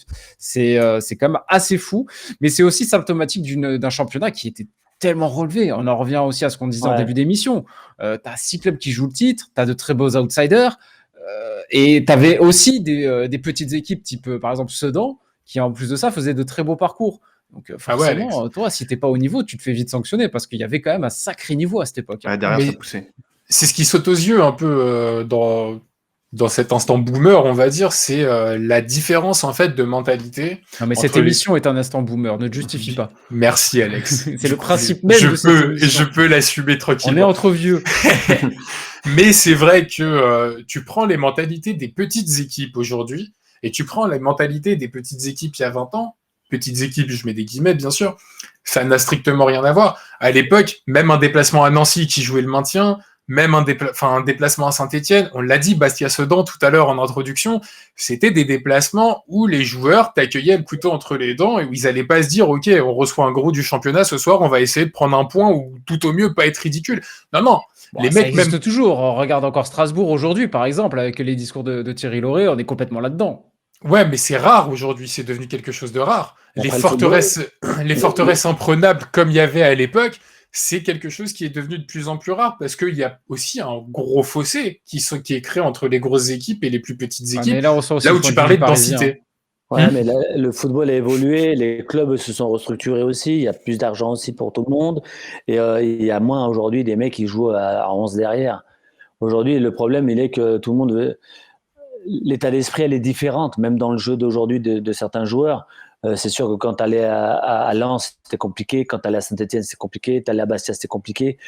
Aujourd'hui, il y a la même ferveur des supporters, mais sur le terrain, c'est plus les mêmes joueurs, c'est plus la même mentalité. Ils ont plus cette étiquette-là d'anciens joueurs ou de défendre quelque chose qui comme je te dis, d'une culture ou d'un passé. Aujourd'hui, les joueurs, ils viennent, ils passent, et ils s'en vont. Il n'y a plus ça aujourd'hui, comme à l'époque où le mec il était en centre de formation, il faisait 5-6 ans dans son club parce qu'il voulait finir sa carrière là-bas. Aujourd'hui, c'est voilà, les joueurs ils font, il va, il vient, il n'y a plus ça. Il n'y a plus cette recherche-là. Donc, du coup, c'est moins dur aujourd'hui qu'à l'époque. Parce qu'à l'époque, oui, comme tu dis, il y avait les mecs qui jouaient leur vie parce qu'ils savaient que le boulanger, quand il allait le lendemain, il n'allait pas lui servir le pain ou il allait l'insulter parce qu'il n'avait pas mouillé le maillot. Aujourd'hui, le boulanger, il va lui donner 2 gâteaux. Ouais. Il va lui donner un maillot, il va lui donner 2 bacs de gâteaux. Mais voilà, c'est comme ça. Mais c'est après, aussi notre époque, notre mentalité. Voilà, il faut s'adapter à ça et c'est comme ça. Mais on ne peut pas comparer. C'est pas possible de comparer aujourd'hui et avant. Bien sûr, c'était beaucoup plus dur avant. Aujourd'hui, ça l'est un peu moins parce qu'il y a plein de paramètres qui font que c'est différent. Ça s'est vachement aseptisé aussi aujourd'hui. Hein. Oui, le moins de débordements, tout ça, de suite, c'est sanctionné. Les coachs, ils ont aussi besoin de résultats parce que un coach aujourd'hui, il dure entre 12 et 14 mois. C'est rien, donc il a besoin de résultats tout de suite. Il a besoin de se sauver, donc il peut pas dire je reste à 11 derrière et on verra. Non, il a besoin que ça joue, il a besoin de points. Donc tu as moins ce problème de on va arracher. Non, même si sur certains matchs tu le vois, mais sur une saison c'est pas possible. Aujourd'hui, ça te manque un petit peu quand même le football de cette époque? Non, moi, pourquoi tu veux que ça me manque? J'évolue avec mon temps, hein, et j'ai eu ce que j'ai eu, et aujourd'hui, le football, il évolue avec la VAR, avec plein de choses qui sont nouveaux, et il faut s'adapter. Mais après, voilà, tant que ça reste dans le football et que le joueur n'est pas pénalisé, moi, je suis OK. Après, on a toutes les technologies aujourd'hui que nous, on n'avait pas. Tant mieux. Nous, on aurait eu ça, peut-être qu'on on aurait été plus performants, plus professionnels, plus. Mais on l'a pas eu. Donc, on l'a fait avec nos moyens. Aujourd'hui, les joueurs, ils ont tout pour eux. Tant mieux. Ça nous donne des vrais beaux matchs, des vrais joueurs. On a un championnat où il y a vraiment des grands joueurs qui viennent chez nous, des joueurs qui sortent de chez nous pour aller à l'étranger. Donc, il faut continuer comme ça. Mais on peut pas dire avant c'était non, on vit avec son temps les gars. Je suis désolé, on peut pas revenir en arrière, mais on peut aller devant. Donc on fait avec ce qu'on a et c'est top quoi. Il faut s'adapter aussi nous par rapport à notre vision de jeu et vos commentaires à vous de journalistes et tout ça. Donc voilà, aujourd'hui regarde, on est sur une plateforme que il y a 5 ans tu m'aurais dit de quoi tu me parles. Non mais c'est vrai, il faut s'adapter. Puis nous aussi changer. On peut être nostalgique, mais il faut qu'on s'adapte à la nouvelle génération. Et dans 10 ans, il y aura peut-être d'autres choses. Et il faut qu'on grandisse avec ça. Ouais, c'est clair. Est-ce que quelqu'un veut rajouter un truc sur le sujet OM? Adrien, on t'a peut-être pas trop Non, forcément sur Christophe Dugarry et cette transition. Désolé Nico, tu n'as pas eu le temps de me faire la passe décisive, mais je la reçois à contre-temps. Je t'ai fait une transversale. Ouais, j'ai quand même essayé de bien l'amortir. T'es hors jeu là. Là, c'est bon là. Mais à la VAR, il n'y a pas de VAR en 2000. La vieille passe déviée qui arrive sur 3 mètres hors jeu. Il n'y a pas la VAR à cette époque-là, c'est bon. L'arbitre n'a rien vu. Non, mais c'est sûr, Christophe Dugarry, une première partie de saison délicate, où on sent qu'il y a pas un malaise, mais il y a un retour qui est difficile après les passages au Milan et à Barcelone. Et finalement, il est revenu à ses premiers amours à Bordeaux au mercato d'hiver, où il a fait vraiment une très très belle seconde partie de saison, où d'ailleurs je crois qu'il remporte le titre du joueur du mois d'avril, si je ne m'abuse. Et en fait, ce qui a marqué, c'est que vraiment, il était en mission commando, The Punisher, c'est-à-dire que toutes les équipes, tous les terrains où il s'était fait siffler, on l'a vu, l'image à Marseille, ce fameux regard noir. Voilà, il avait des messages à passer et il le fait contre un virage. Du coup, comment tu veux, tu chauffes les gens. Il y a aussi à Saint-Etienne. Saint-Etienne, on va en parler ensuite, la défaite 5-1 avec le quadruplé d'Alex, où il était titulaire ce soir-là. Il s'était fait aussi chambrer. Il marque pour les Girondins et là, il fait une célébration où il lève le doigt comme ça, où en mode il leur répond. Et en fait, ce qui me plaît dans le personnage du Gary, c'est que il a ce fameux regard noir. Ça, c'est ce qu'on aime, quoi. En plus, le col relevé. Il y avait ce côté très seul contre tous. Hein. Ouais, mais exactement, c'est vraiment ça. C'était vraiment, il était en mission commando revanchard. Le regard vers la caméra en plus, c'est incroyable. Et non, en plus, ce qui me plaît, c'est qu'il y a ce personnage. C'est ok, je réponds, mais vraiment, il était bon sur le terrain. Et Bordeaux échoue à un but de la Ligue des Champions. Et Dugarry a vraiment marqué Ouais, parce c'est direct bien impliqué dans le système de Bob avec, il retrouvait, voilà, il est arrivé avec Lasland, Wiltor, Nikou, et ça n'a pas posé de problème. Mais c'est vrai que ça a symbolisé peut-être l'échec de l'intégration de Dugarry à l'OM, et derrière, était vraiment bon quand il est revenu à Bordeaux. Ah, et puis le but de Lex, le fameux but de Lex, je crois que c'est évident. son deuxième match, je crois, ou troisième match sous les couleurs girondines. Un truc du genre. Ouais, je pense que c'était contre l'OM. Parce que, non, presque le match contre l'OM, il arrive un peu plus tard dans la saison, si je ne me trompe pas. Mais oui, le coup de Lex, c'était évident. Ah, mais puis, moi, ce que j'aime, voilà, je vais pas te paraphraser, mais l'attitude quand même, quand tu connais le contexte à l'époque, quand tu sais que Dugarry, il prenait cher sur toutes les pelouses de Ligue 1, ou presque. Puis il a eu d'histoire avec le Vélodrome, déjà à France 98, celui de son retour, le public qui l'a pris en grippe entre-temps à Marseille. Non, vraiment, c'était un joueur intéressant, un personnage très clivant. Il déchaînait entre guillemets les passions. C'est ça. Et puis voilà, la célébration montre aussi tout à fait ce que représentait Dugarry en fait, et contre qui il jouait en permanence. Il jouait pas contre. Ce qui nous rappelle, c'était le 11 mars 2000, le OM Bordeaux où Dugarry marque, donc effectivement, c'est pas non plus son tout premier match. Non, c'est 2 mois après. Ouais, quand même. J'étais un peu marseillais là pour le coup. Voilà. Je me mets dans l'ambiance. Allez, on enchaîne. Dernier sujet de cette petite review avec le retour de Sonny Anderson en France et un retour quand même assez monumental. Ça a été aussi l'un des grands moments de cette saison, ce retour du Brésilien qui restait sur une expérience, on va dire, mitigée à Barcelone. Marseille aussi voulait le rapatrier d'ailleurs à ce moment-là, mais lui a préféré Lyon, le petit club qui monte. Et dès sa première saison, il finit meilleur buteur avec 23 buts. Quand on voit les concurrents, en plus, on se dit que c'était quand même pas une mince affaire. Quand on voit les stats de Trezeguet et de Marco Simone qui le talonne juste après au classement des buteurs. Merci à Maury pour le visuel. Plus gros transfert de l'Olympique Lyonnais à l'époque. Adri, tu sens vraiment que Sonny Anderson qui arrive à Lyon, c'est le moment où ça y est, Jean-Michel Aulas se dit on arrête les conneries, maintenant on va aller chercher le titre. C'est exactement ça, c'est vraiment le basculement de l'OL vers une autre dimension, et j'invite tous les viewers à regarder vraiment la compile de buts qui va défier de Sonny Anderson pour vraiment se rendre compte de l'attaquant complet qu'il était, qui savait tout faire. Sur le transfert, évidemment, tu l'as rappelé, c'est je crois que c'est 18 millions d'euros. À l'époque, c'était quand même très très conséquent, et c'est vraiment le moment où Aulas a décidé vraiment de sortir le chèque. Et d'ailleurs, c'est marquant parce que il y avait cette conscience de prise de risque. Et Bernard Lacombe dira ensuite ma réussite la plus importante à l'OL, c'est l'arrivée de Sonny Anderson. Bernard Lacombe qui était à l'époque l'entraîneur de l'OL. Et c'est vrai qu'au début, il y a un but en 4 matchs, et on se dit, est-ce que ça va se lancer et tout. Et je pense que c'est vraiment le match à Bordeaux où il marque un doublé, où définitivement Sonny Anderson part pour être le Pichichi, le meilleur buteur. Et ce qui me marque, c'est vraiment dans tout ce qui fait les déplacements, l'anticipation.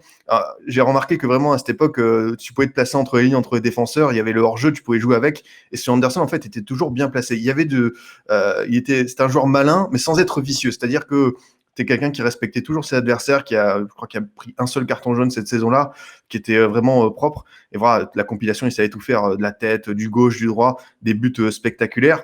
Et en fait, ce qui m'a marqué, c'est qu'en fait, Sonny Anderson, peut-être pas forcément dans le vestiaire, c'était pas quelqu'un qui prenait beaucoup la parole, mais c'était sur le terrain, le leadership naturel, à savoir que Sonny Anderson a joué donc 32 matchs cette saison-là. Les 2 seuls matchs où il a été absent, c'est le premier en ouverture contre Montpellier, Lyon perd à la maison, 2-1, contre le Montpellier de Lou Nicolin. Et l'autre match, et là je pense que les supporters vont avoir un très mauvais souvenir, c'est la claque à Nantes 6-1 contre Darocha, Sibierski, le Nantes de Denoex, qui ensuite, la saison d'après, sera champion de France, où il n'est pas là, et l'OL s'effondre. L'OL s'effondre contre Nantes, qui était à ce moment-là 15e.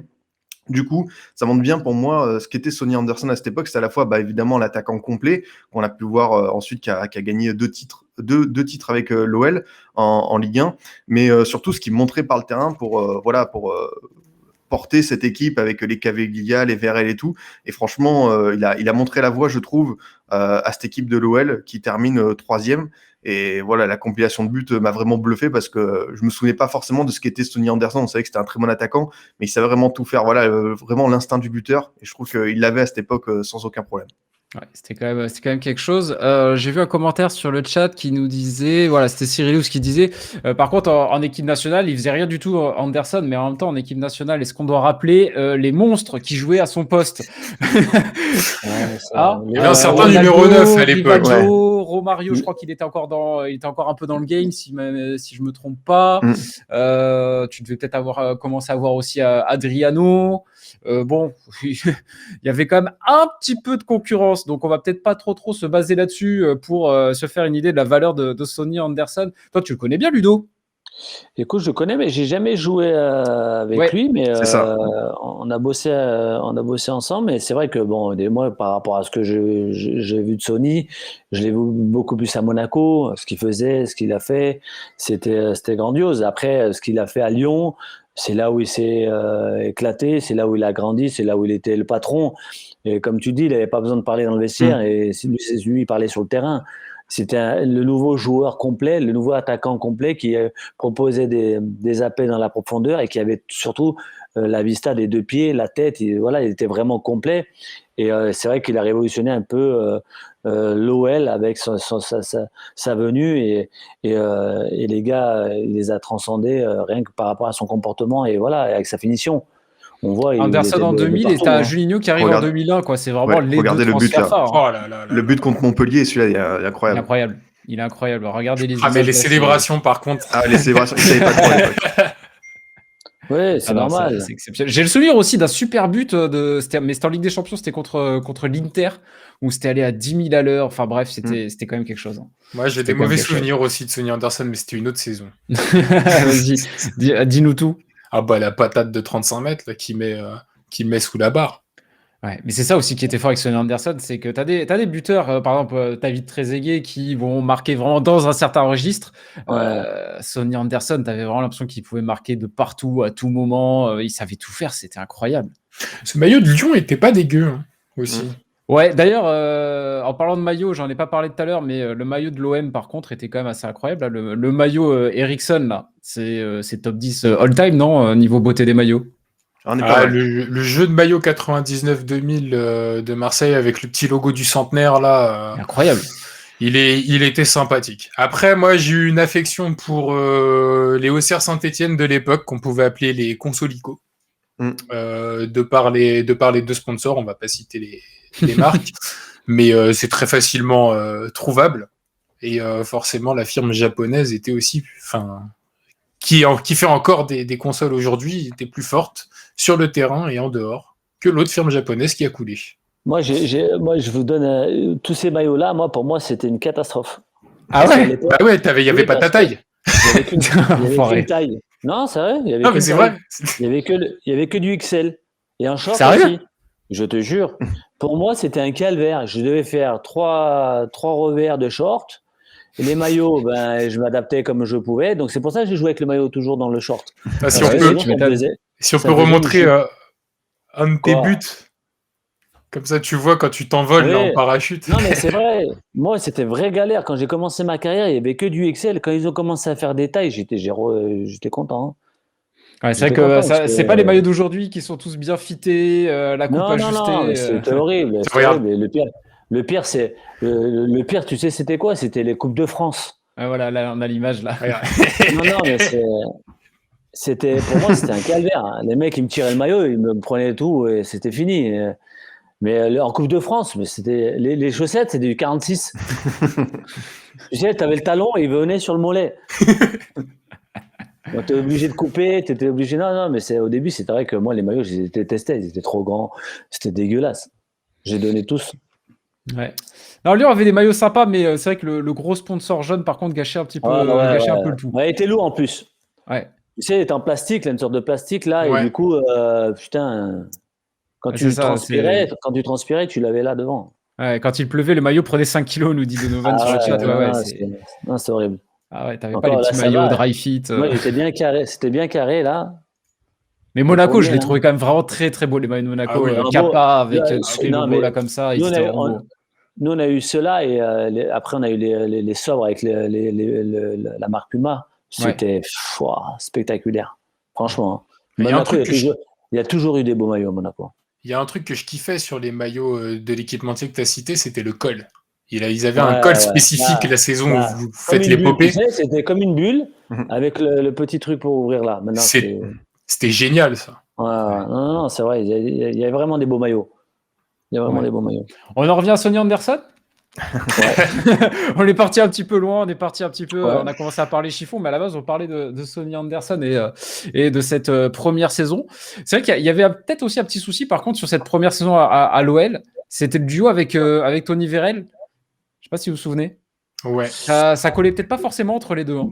Bah, ils sont pas complémentaires. Ouais. Tout ça, tout simplement. Hein. Deux styles différents, et quand tu mets deux attaquants comme ça, celui qui prend le premier appel, forcément, va au but. Après Vérel, c'était pas non plus Tony, c'était pas un passeur non plus, tu vois. Donc la complémentarité, elle était pas très très bonne.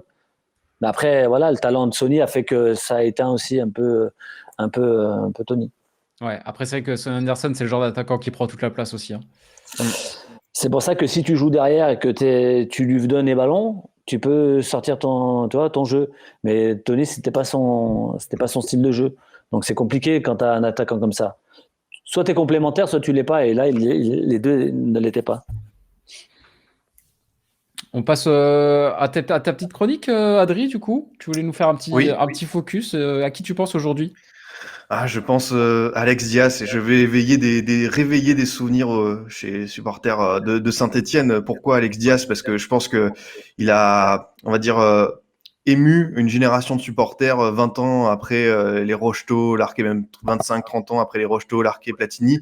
Le peuple vert attendait une nouvelle idole et je pense bien que Alex Diaz a rempli ce rôle à la merveille. Je crois que Garrincha était surnommé la joie du peuple et je pense que dans cette même transmission du bonheur, Alex Diaz a été quelqu'un dans son duo avec Aloiso forcément, l'autre brésilien de cette équipe stéphanoise, mais surtout dans ce qu'il provoquait sur le terrain.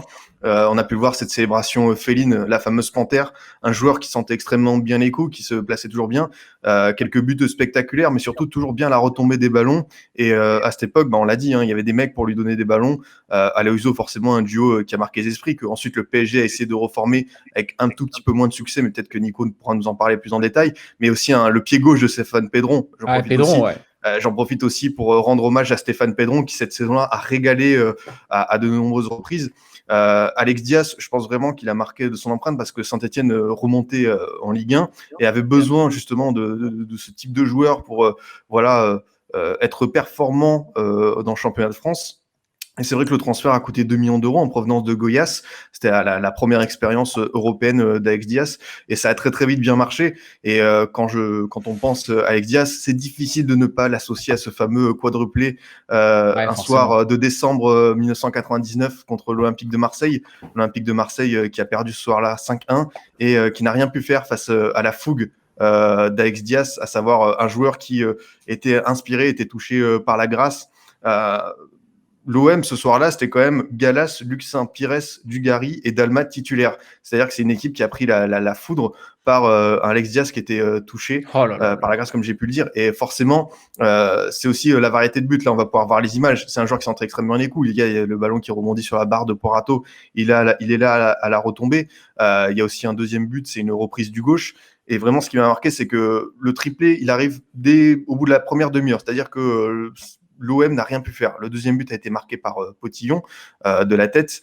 Porato, le Toulonnais, dans les buts dans l'OM. C'est vrai que GG Factor nous fait une petite référence à l'ancienne pour la rivalité entre les Marseillais et les Toulonnais. Mais ce soir-là, Alex Diaz, je crois que c'était Christophe Jost qui était au commentaire, l'a dit, c'est incroyable ce qu'il nous fait celui-là. Et vraiment, il a fait de mal à la défense marseillaise parce qu'il est toujours extrêmement bien placé. La Panthère, ensuite d'autres joueurs ont repris comme Bafé Gomis, mais c'est bien Alex Diaz. À la base, c'est lui. À la base, c'est lui. Mais elle est magique cette célébration. Bah ouais, parce qu'elle t'emporte, elle a du style et les supporters, ils adhèrent. En plus, tu fais ça devant un virage, mais comment tu ne peux pas devenir fou? On rappelle à ce par contre, sur le chat, ça a tendance un petit peu à réduire la performance du fait qu'il y ait Porato dans les buts. Mais Porato je trouve que Porato souffre d'une mauvaise pub parce que franchement, pour le coup, c'était pas lui le plus catastrophique à l'OM cette saison-là. Non.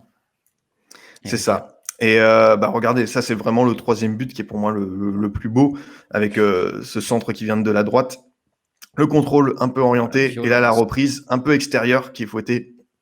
Porato, là pour le coup, il peut vraiment rien parce que c'est un but instinctif. Il est extrêmement difficile à les capter.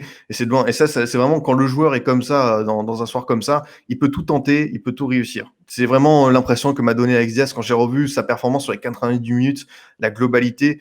Je me suis dit que ce soir-là, tout simplement, pour l'OM, ça va être trop dur d'aller le chercher. Et il y a ce dernier but où il est lancé en profondeur par Pedron, du droit s'il vous plaît, où là il va fusiller Porato de près du droit. Et vraiment, voilà, Alex Diaz, la saison d'après, c'était un peu plus compliqué, quelques soucis administratifs. Saint-Etienne qui est relégué en Division 2, il y a son départ au PSG où il reforme le duo avec Aloiso, mais l'histoire... Très payant, de 2 millions de francs à l'époque. C'est ça. L'histoire d'Alex Diaz, elle s'est reproduite ensuite quelques saisons plus tard à Saint-Etienne, à l'époque où les Verts étaient en deuxième division avec Fred Antonetti, où malheureusement, il n'a pas pu donner tout son talent parce qu'il a souffert de petits problèmes physiques, mais il est retourné ensuite au Brésil. Mais vraiment, quand j'ai revu ces images-là, j'ai compris pourquoi, quand je parlais avec quelques collègues stéphanois, ils m'ont dit que c'est vraiment leur idole de jeunesse. Et je comprends pourquoi, quand tu découvres le foot, moi, j'ai découvert le foot avec Paoletta, et je pense que les Stéphanois ont ressenti la même chose avec Alex Diaz dans ce qu'il a transmis. On rappelle, pour un promu, ce que Saint-Etienne a fait cette saison-là était tout simplement exceptionnel, et Alex Diaz y a beaucoup contribué. Du coup, Ludo, est-ce que maintenant que tu as revu les images et que tu as entendu tout ça, est-ce que ça y est, ça te revient un petit peu en tête? Non, le duo, oui, de Brésiliens. Après, honnêtement, Saint-Etienne, en tant que Lyonnais à l'époque, je regardais pas du tout. Donc, le truc, c'est que le duo, je sais qu'après, ils sont partis à Paris. Honnêtement, ça m'a pas choqué les 4 buts. Ça m'a pas choqué. Quand on en a parlé un peu hier, j'ai pas le souvenir, tu vois. Donc, ça m'a pas marqué parce que c'est pas des joueurs qui m'ont marqué et avec l'équipe avec qui ils jouaient. Donc après, maintenant que je revois les images, je vois qui sont ces joueurs. Mais voilà, j'accepte que tu aies été inspiré par ces 4 buts-là. C'est bien gentil. Tu es bien aimable. Je suis gentil. Hein, Monsieur est trop bon. non, mais voilà, après, non, mais je suis sincère. Moi, voilà, après, quand le mec il dit que c'est Porato, non, je pense que c'est toute l'équipe de l'OM qui a déconné ce soir-là. Oui, il n'y a pas que le gardien, il ne faut pas déconner. Et voilà, après, voilà, non, mais Pedron, je l'ai revu hier, j'étais à Lorient, il est directeur sportif de Lorient, avec Leroux. Et du coup, si tu veux, c'est vrai que ce jour-là, il était d'une finesse et d'une patte gauche incroyable. C'était vraiment ça a servi, et ça a été une bonne recrue pour Saint-Etienne et surtout pour le duo d'Alex parce que il avait des ballons aussi. Donc il faut pas oublier que Pedron en a attribué tout ça, a été très bon aussi là-dessus. Et toi, je peux parler de Saint-Etienne, t'as vu, c'est bien. Je parle un peu. Hein. Ouais. On sent qu'il veut pas trop froisser quand même ses amis lyonnais. Non, honnêtement, j'ai pas de souvenir, donc je veux pas t'inventer des trucs ou casser des gens alors qu'ils ont rien demandé. Je veux dire, non, je suis pas comme ça, moi, donc non. Je dis les choses, tu me connais, je suis assez franc là-dessus. Je me rappelle juste du duo qu'ils étaient partis à Paris, ça oui. Après les 4 buts, franchement, je m'en souvenais pas. Sa célébration non plus. Voilà, mais je sais que Pedron, je sais que ça avait fait du bon boulot à Saint-Etienne et que c'était un très bon joueur. Ouais, non, mais c'est vrai que le duo Alex Aloisio, c'était quand même quelque chose du côté de Saint-Etienne. Ouais. Et raconte-nous un peu, toi, du côté de Paris, ce que ça avait donné, Nico. Déjà, c'est bien parce que tu as cité Pedron, Alex Aloisio, forcément, Potillon, tu rajoutes Alonso. Voilà, ils ont tous joué au PSG. Après être passé par Santé, Alex a pas fait une très bonne saison au PSG. Après, il y avait la concurrence de Nicolas Anelka quand il y était. Et effectivement, c'était assez compliqué. Il jouait beaucoup de bouts de match. Il n'était pas souvent titulaire. C'était surtout Aloisio, en fait, qui jouait au PSG, était titulaire. Mais c'est vrai que le passage d'Alex, on peut considérer ça comme un flop et n'a pas marqué. On pensait que c'était une bonne idée de reformer le duo stéphanois au Parc des Princes. Force est de constater que ça n'était pas l'idée du siècle. Ouais, comme quoi ça peut pas toujours marcher les Brésiliens. Non, puis tu sais, t'as une différence de contexte entre une équipe où tu montes. C'est pas la même chose, hein. Tu montes en Division 1, t'as pas la même pression qu'une équipe qui dit jouer le titre tous les ans, même si entre les dires et les faits, il y a beaucoup d'écart. Par contre, si on parle de buteurs brésiliens oubliés, Christian au PSG dans cette saison 99-2000, c'était quand même pas mal. Totalement. Il correspond totalement au profil. Il est quoi, Ouais. 4e meilleur buteur, je crois, de la saison. Il finit à 15 ou 16 buts, j'ai plus le chiffre exact en tête. Amaury va nous remettre ça à l'écran. Ah, ça, c'est Attention. Voilà. c'est quand même voilà. À 4e. Régale. 4e avec 16 buts, voilà. Mais moi, ce bon. qui m'impressionne, enfin voilà, on parle de Christian, moi, ce qui m'impressionne tout le temps, c'est le nombre de buts de Trezeguet et Simonet, quoi. C'est Moi, je dois être à 10 buts dans cette saison-là, je crois. Hein. Je dois être à 9, entre 8 et 10 buts, je crois. Parce que moi, t'avais marqué pas mal. Je me mettais des objectifs de faire une moyenne de 10 buts par saison, tu vois. Et encore, pour un ailier, à l'époque, c'était costaud. Voilà, je jouais à droite et c'est vrai que je sais pas combien j'avais mis de buts, mais. Alors, en Ligue 1, tu as 5 buts. J'ai regardé, j'ai checké. Toute compétition confondue, tu as 9 buts. Tu vois, donc je me mettais toujours une barre et après cette saison, je me suis mis une barre, mais en championnat, de faire entre 8 et 10 buts à chaque fois. Mais voilà, parce que c'est des objectifs qu'on doit avoir en tant que joueur et de progression. Même si tu joues à droite, c'était pas évident. Mais moi, les stats, à l'époque, je te dis franchement, je m'en battais un peu les cacahuètes. Non, mais c'est vrai, aujourd'hui, on parle que de stats. Ouais. Mais à l'époque, on n'avait pas ces stats-là. Et nous, en tant qu'ailier, on ne disait pas tu vas marquer 15 buts. Si tu en marquais 5, c'était bien déjà. Mais tu faisais 5 passes décisives, tu avais fait une belle saison. Mais non, mais c'est vrai que moi, les 43 buts là, des deux attaquants, là, c'était énorme. Hein. Et c'est vrai que Christian, on n'en a pas trop parlé parce que devant, tu as des phénomènes. Il marque 20 buts, lui marque 16 buts. C'est comme moi, ma première année en pro, avec l'OL, je marque 16 buts. Pour un 9, à l'époque, c'était 9,5, je jouais 9,5, 10. Je marque 16 buts sur ma première année, mais comme devant, il marquait, je sais pas, 25-30 buts, et que moi, je me rappelle, je crois que j'étais ex-aequo avec Jean-Pierre Papin.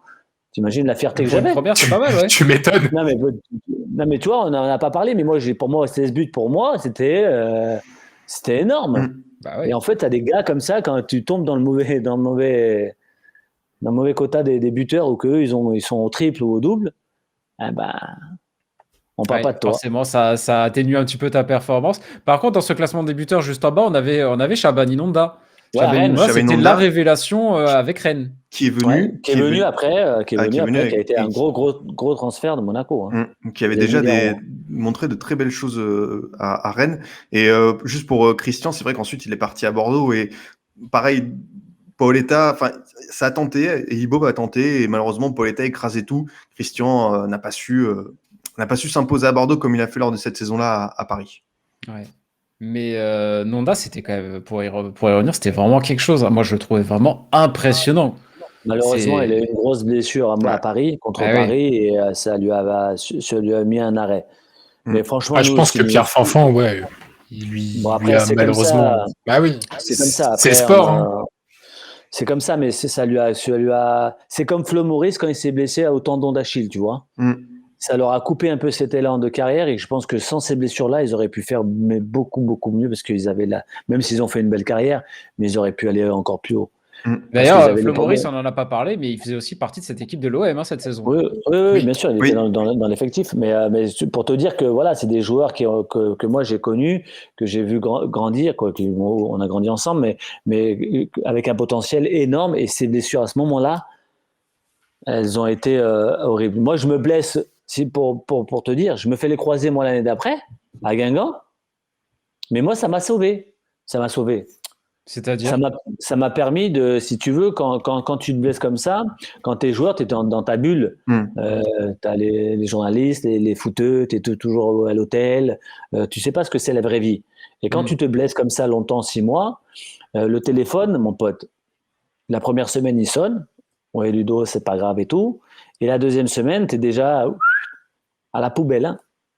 Mais à la cave. Donc, du coup, tu te dis, bon, il faut que je me reconstruise. J'ai pas envie Et puis, tu fais attention à ce qui se passe autour. Les gens, ils t'appellent plus. Tes copains, soi-disant, ils t'appellent plus. Tu fais du tri. Ça m'a permis de faire beaucoup, beaucoup de tri autour de moi. Et surtout, me reconcentrer moralement sur ce que je voulais finir et comment je voulais le finir. Et ça m'a fait vraiment, vraiment, vraiment du bien. t'as ressenti l'hypocrisie dans ce milieu au final. Mais, tous les jours, il y en a. Mais quand tu es joueur, tu penses que tu ne l'es pas, parce que comme on te donne le bon Dieu sans confession, que tu es le meilleur joueur du monde, tu crois que tu l'es. Et quand tu te blesses et que tu te retrouves à la rue, tu te retrouves sans rien et que personne t'aide, personne vient te chercher, parce que tu n'arrives pas à conduire et que tu dois te démerder, t'oublies pas. T'oublies pas certaines choses. Et tu deviens un homme, c'est où tu grandis, tu deviens un homme et tu dis, bon, ben, la vie, c'est pas que le football, Ludo. Tu as la famille, tu as des gens autour de toi qui sont aussi sincères avec toi et tout ce qui est autour, ben, il faut dégager, quoi. Ah ouais, non, c'est pas un milieu particulièrement évident mentalement. Il faut quand même être assez solide. Hein.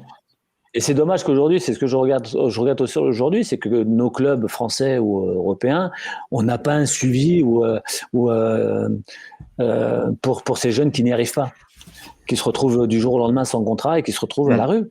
Ouais. Complet, hein, et qui n'ont pas d'avenir dans la vie de tous les jours, qu'on leur a pas dit d'apprendre l'anglais, qu'on leur a pas dit d'essayer de comprendre comment on gère son argent, comment on gère l'immobilier, comment on gère les impôts. Donc voilà, on est encore loin, parce qu'on laisse beaucoup de gens, on le dit pas aujourd'hui, mais il y a beaucoup de footeux qui sont financièrement très justes, ou voire à la rue. Parce que notre avis est souvent basé sur le très haut du panier, mais au final, pour je sais pas le nombre de joueurs exacts en Ligue 1, combien de joueurs de Ligue 2, de National, qui ont des carrières professionnelles, mais très courtes, avec des salaires qui sont certes élevés, on va dire, par rapport au monde normal, mais sachant que la carrière est quand même assez réduite, que entre 30 et 35 ans, c'est terminé. Tu as quand même 30 ans à vivre avant de toucher la retraite, s'il la touche. Parce qu'aujourd'hui, on ne sait pas si on va pouvoir la toucher, mais tu as 30 ans de vie où tu fais quoi? Donc, tu vois, si le mec il n'est pas un peu intelligent, il n'a pas fait un peu attention, tu vois, c'est compliqué. On n'en parle pas assez, je trouve, de ça dans les clubs formateurs, de l'après-carrière ou de l'après, la pro, le mec où il est signé pas pro, où il a signé 4 ans et après il fait quoi? Ouais. Et un autre truc aussi, c'est l'après-carrière. Quand tu as été au top, tu as fait une super carrière bien remplie, de revenir derrière à la vie normale, généralement, ça fait quelque chose. Tu en as beaucoup d'ailleurs qui souffrent de dépression après ça. Oui, mais après, il faut la préparer. Je veux dire, ça dépend aussi où tu as vécu, comment tu as vécu, les valeurs de la vie que tu as. Ça fait plein de choses. Tu sais que c'est éphémère, mais c'est vrai qu'il y a un manque. Je te cache pas qu'il y a un manque quand tu vas au stade, tout revient, t'as envie de jouer, mais tu peux plus, donc forcément c'est pas évident. Donc t'as pas 50 000 métiers pour ressentir ça. T'as entraîneur ou consultant pour terrain, pour rester dans le milieu. Ouais, mais après voilà, nous on a fait que ça. On a connu que ça. Nous, c'est même pas un métier, c'est notre passion. C'est-à-dire que moi, demain, je fais un foot, je suis content, je vais faire un foot. Tu vois, c'est en nous. On est obligé j'ai obligé de jouer au foot. Ouais. Et les places sont encore plus réduites pour rester dans le foot en après-carrière. Tout à fait. Et après c'est de couper, de faire comme une cassure, de dire bon, voilà, maintenant, il faut que je sois moi, c'est-à-dire une personne lambda et que je construise ma vie. Et si tu ne l'as pas préparé, si tu ne l'as pas anticipé, tu reçois des vrais coups de bâton et ça fait vraiment mal. Et on voit aujourd'hui, il y a des anciens joueurs qui n'ont pas coupé, qui pensent que moi j'ai fait ça. Ouais, tu as fait ça, mon pote, mais ça ne te rapporte pas de l'argent, ça. Ouais. Faut vivre à un moment donné. Ouais, c'est clair. Allez, merci pour ce rappel très important en tout cas, et comme quoi pour les footballeurs tout n'est pas toujours très très simple. On va passer sur la dernière chronique, Nico. Match de légende aujourd'hui. Je veux juste réagir parce qu'il y a un petit échange sur le chat là concernant Okocha où j'ai vu Okocha quel tocard, ça m'a fait un peu tiquer. Quoi Ça m'a fait un peu cette réécriture de l'histoire. Alors, je peux comprendre qu'on n'est pas supporter du PSG, qu'on soit pas supporter du PSG, mais alors parler d'Okocha comme ça, qui plus est la saison 99-2000, peut-être la saison la plus aboutie de sa carrière au PSG. Merci Bergerot de l'avoir reculé d'ailleurs au milieu de terrain cette année-là. Non les gars, quand même, JJ, non. Exceptionnel joueur de foot. Exceptionnel joueur de foot. Talent. Artiste du ballon. Après, oui, irrégularité. Ouais, artiste pas accompli, dommage. C'est ça. Mais après, sur cette saison-là, oui, il a été très très très bon. Ah, cette saison-là, comme il était moins offensif. J'aurais bien voulu avoir des joueurs dans mon équipe, tocard comme ça. C'est Même sûr. si j'ai eu la chance d'avoir des grands joueurs t'as eu des grands de joueurs. football, mais quand même, il faut toujours respecter les joueurs, les gars. Après, les gens, je sais comment ils sont, mais c'est pas facile. On peut pas être, voilà, on a plein de soucis aussi dans la vie, on a plein de choses on est des êtres humains, et les gars, tu penses bien qu'ils ne font pas exprès d'être mauvais ou de pas s'adapter dans un club. Mais en tout cas, il donne tout ce qu'il a. Quand on est sur le terrain, en fait, on donne tout ce qu'on a, et des fois, ça va pas, mais voilà, c'est pas pour ça qu'il faut mal parler aux gens. Ouais. Tu l'as connu un petit peu, Didier Okocha? Écoute, j'ai eu la chance de faire un match de légende avec lui il y a 2 ans, que je connaissais pas. Bah, il a toujours le même talent, hein. Ouais. Donc ça se perd pas. Donc voilà. Mais sinon, non, j'ai pas eu la chance de pouvoir le côtoyer. Non, Cyrilux, tu nous demandes d'être sérieux, mais là, remets-toi en question. Tout le monde te dit que non, Okocha n'était pas un fiasco. Non. Ah, C'est non, très dur. non, Après, non. effectivement, on peut être déçu. On peut, Oui. effectivement, si tu prends l'ensemble de son passage au PSG, te dire il aurait pu faire beaucoup mieux que ça, évidemment. Mais oui, Mais l'irrégularité. après, aller dire que c'était un joueur bidon ou je ne sais quoi, là, c'est clairement une réécriture de l'histoire à laquelle on ne peut souscrire.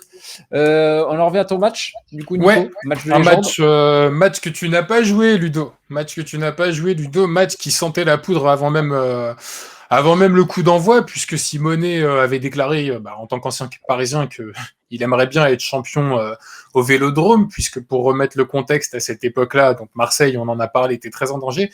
Mais si Monaco gagnait ce match-là, Monaco était champion sur la pelouse de l'OM. Donc, forcément, Marco Simonet a un peu allumé les velléités. À côté de ça, de l'autre côté, le contexte marseillais fait que tu avais une union sacrée qui était décrétée, puisqu'il me semble que c'était à 4 journées de la fin et que ça a été de plus en plus chaud. La situation marseillaise était de plus en plus chaude. Et là, vous allez voir donc petit à petit des buts. Je crois qu'on voit le deuxième but du 2-0. Mais c'est vrai que pour le but de Bakayoko, ouais, très joli petit pont sur Christian Val, regardez. Voilà. Quand on vous disait que sa première saison à l'OM, c'était particulièrement prometteur. Mais pour résumer un peu le match, c'est vrai que la première mi-temps, j'ai revu le match 3 fois. La première mi-temps est assez... démarre assez... le but de Trezeguet quand même. Oui, d'ailleurs, à ce propos, les retournées, les ciseaux, il y avait des spécifiques à l'entraînement parce qu'il y en a eu un paquet cette saison, il me semble. Hein. Non, mais lui, j'ai jamais vu joueur aussi adroit Regarde le deuxième là. Devant le but. J'ai jamais vu ça de ma vie. On faisait des séances de spécifiques attaquants et le gars, sur 10 ballons, il mettait 9 ballons cadrés. Ou 9 dedans. C'était impressionnant. J'ai jamais vu un mec aussi précis devant la cage. Mais même regarde son deuxième but, 18 mètres, hein, l'enchaînement contrôle-frappe là, c'est... Et là, vous étiez à 9. Enfin bon, avant d'être à 9, donc je reviens, première période assez équilibrée jusqu'à l'ouverture du score de Pouget qu'on a vu, d'ailleurs très joli numéro dans la surface monégasque. Et puis, on pensait que la première mi-temps allait se terminer tranquillement, mais non, il y a eu une première bagarre générale donc sur le terrain qui a valu l'expulsion de la Peña. Très honnêtement, je ne sais pas pourquoi De La Peña a été expulsé. Sur les images qu'on voit à l'époque, il n'y a pas spécialement de coups qui sont jetés ou autres. Mais en tout cas, il y a une première générale qui débute, suivie. Je crois qu'il y a un truc, il y a une faute sur lui et derrière, je crois qu'il vient le pousser. En fait, il y a faute de rien du tout, mais ouais, ça part. Il y a un petit. Il y a un geste d'humeur, quoi. Si tu veux, il n'y a pas de main au visage, il n'y a pas de tarte donnée, il n'y a rien. Donc du coup, effectivement, le rouge est. Tu peux comprendre qu'il soit donné injustement, que le joueur ait un ressenti injuste dessus. Forcément, ça s'embrouille un peu. Et de là, en fait, le match a basculé parce que l'agressivité sur le terrain a fait que les deux équipes maintenant jouaient tout. Et l'agressivité se caractérise par l'expulsion de Léonard juste avant la mi-temps.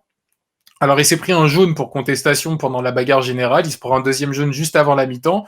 Je pense aussi que Sars a voulu un peu rééquilibrer les débats suite à sa décision peut-être un peu hâtive.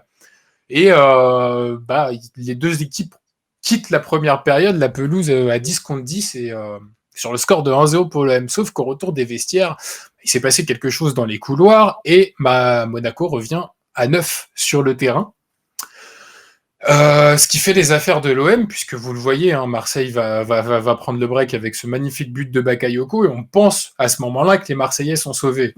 Je le rappelle, Marseille joue sa peau en Ligue 1. Rappelle-nous quand même ce qui s'est passé dans le vestiaire. Il y a eu un petit accrochage. Alors après, c'est vrai que les versions divergent. entre un des protagonistes qui dit que ça ne s'est pas passé et l'autre qui maintient que ça s'est passé. Mais Gallardo aurait été accroché en fait dans les vestiaires par Christophe Galtier, donc, Qui était entraîneur adjoint à l'époque. qui était entraîneur adjoint et qui s'est pris une suspension qu'il conteste encore aujourd'hui parce que effectivement, il semblerait que voilà, on n'a pas les images, donc voilà, c'est parole contre parole et c'est pas à nous de commenter ça. Mais oui, effectivement, ça a entraîné l'expulsion de Gallardo qui n'est pas revenu au retour des vestiaires. Et à 10 contre 9, on se dit que le match va être compliqué pour les Monégasques. Et avec le but du break de Bakayoko, là, tu te dis, ouais, ça va être complexe. Le problème, c'est que voilà, Monaco avait une équipe de fou. On a cessé de le dire tout au long de l'émission. Et Monaco avait David Trezeguet.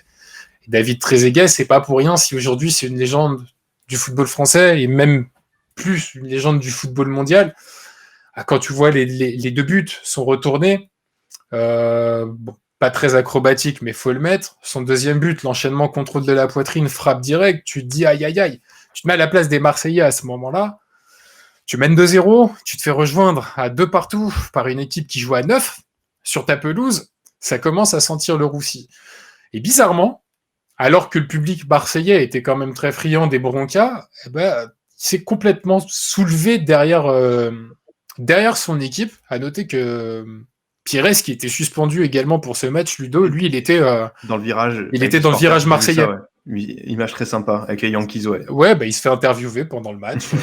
Il se fait interviewer tranquillement. Il était chez les Yankees et c'est une preuve en fait du contexte marseillais de l'époque et de l'union sacrée qui était. Après, il faut comprendre aussi que vraiment, Marseille est en train de jouer sa survie en rien à ce moment-là.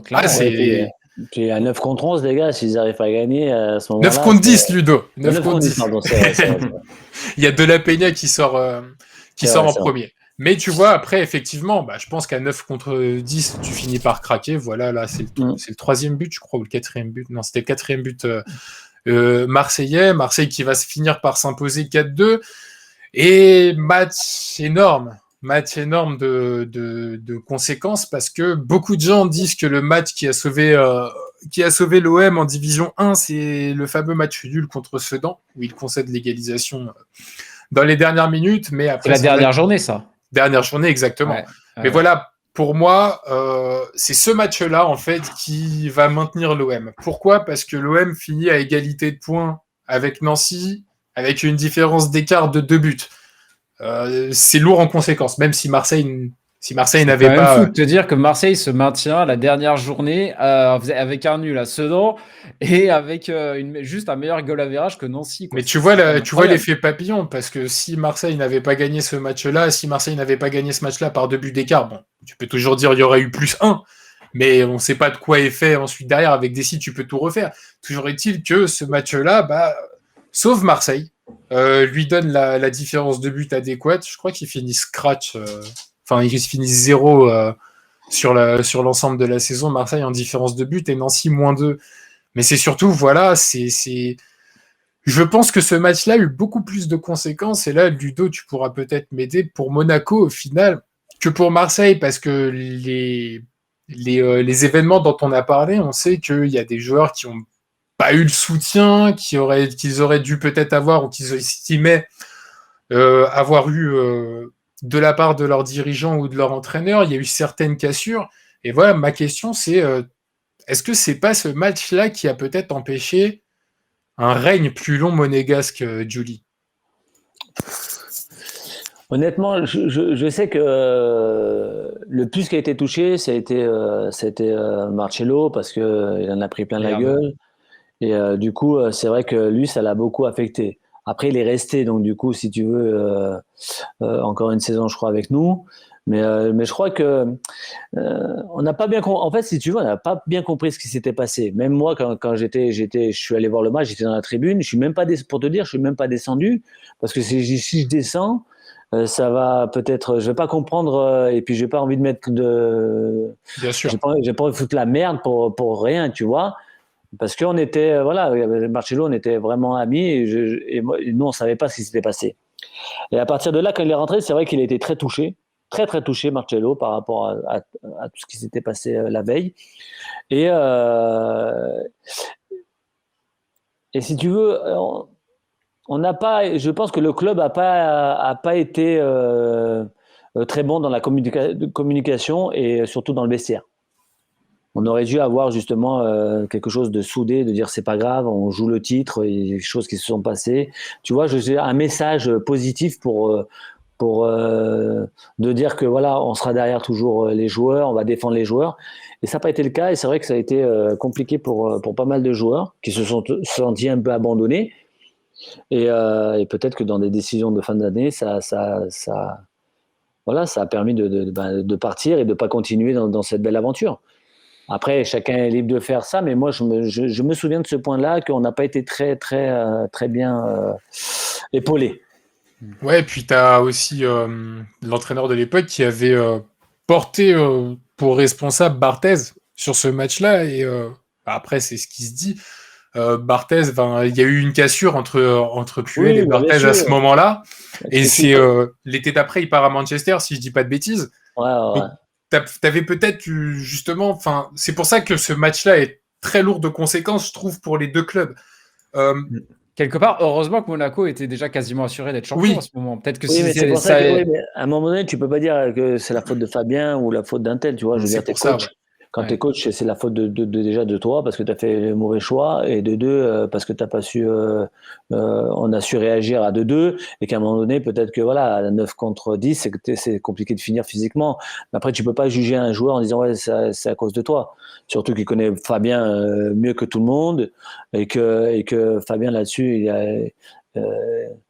il a rien à se reprocher et que voilà, donc c'est vrai que la cassure elle se fait aussi dans le vestiaire par rapport aux déclarations du coach, alors que Claude il le voit entre quatre yeux, il lui parle et c'est fini. T'allais dire un truc, Adri? Ouais, il y a une image lors de ce Marseille-Monaco qui m'a marqué. C'est durant les échauffourées en première période, il y a Marco Simone qui est allongé sur la pelouse, qui attend paisiblement. Ça m'a oui. parce que au milieu du tumulte et du fracas, il est paisible, il attend que les événements se passent et ça m'a marqué, ouais. Ouais, carrément.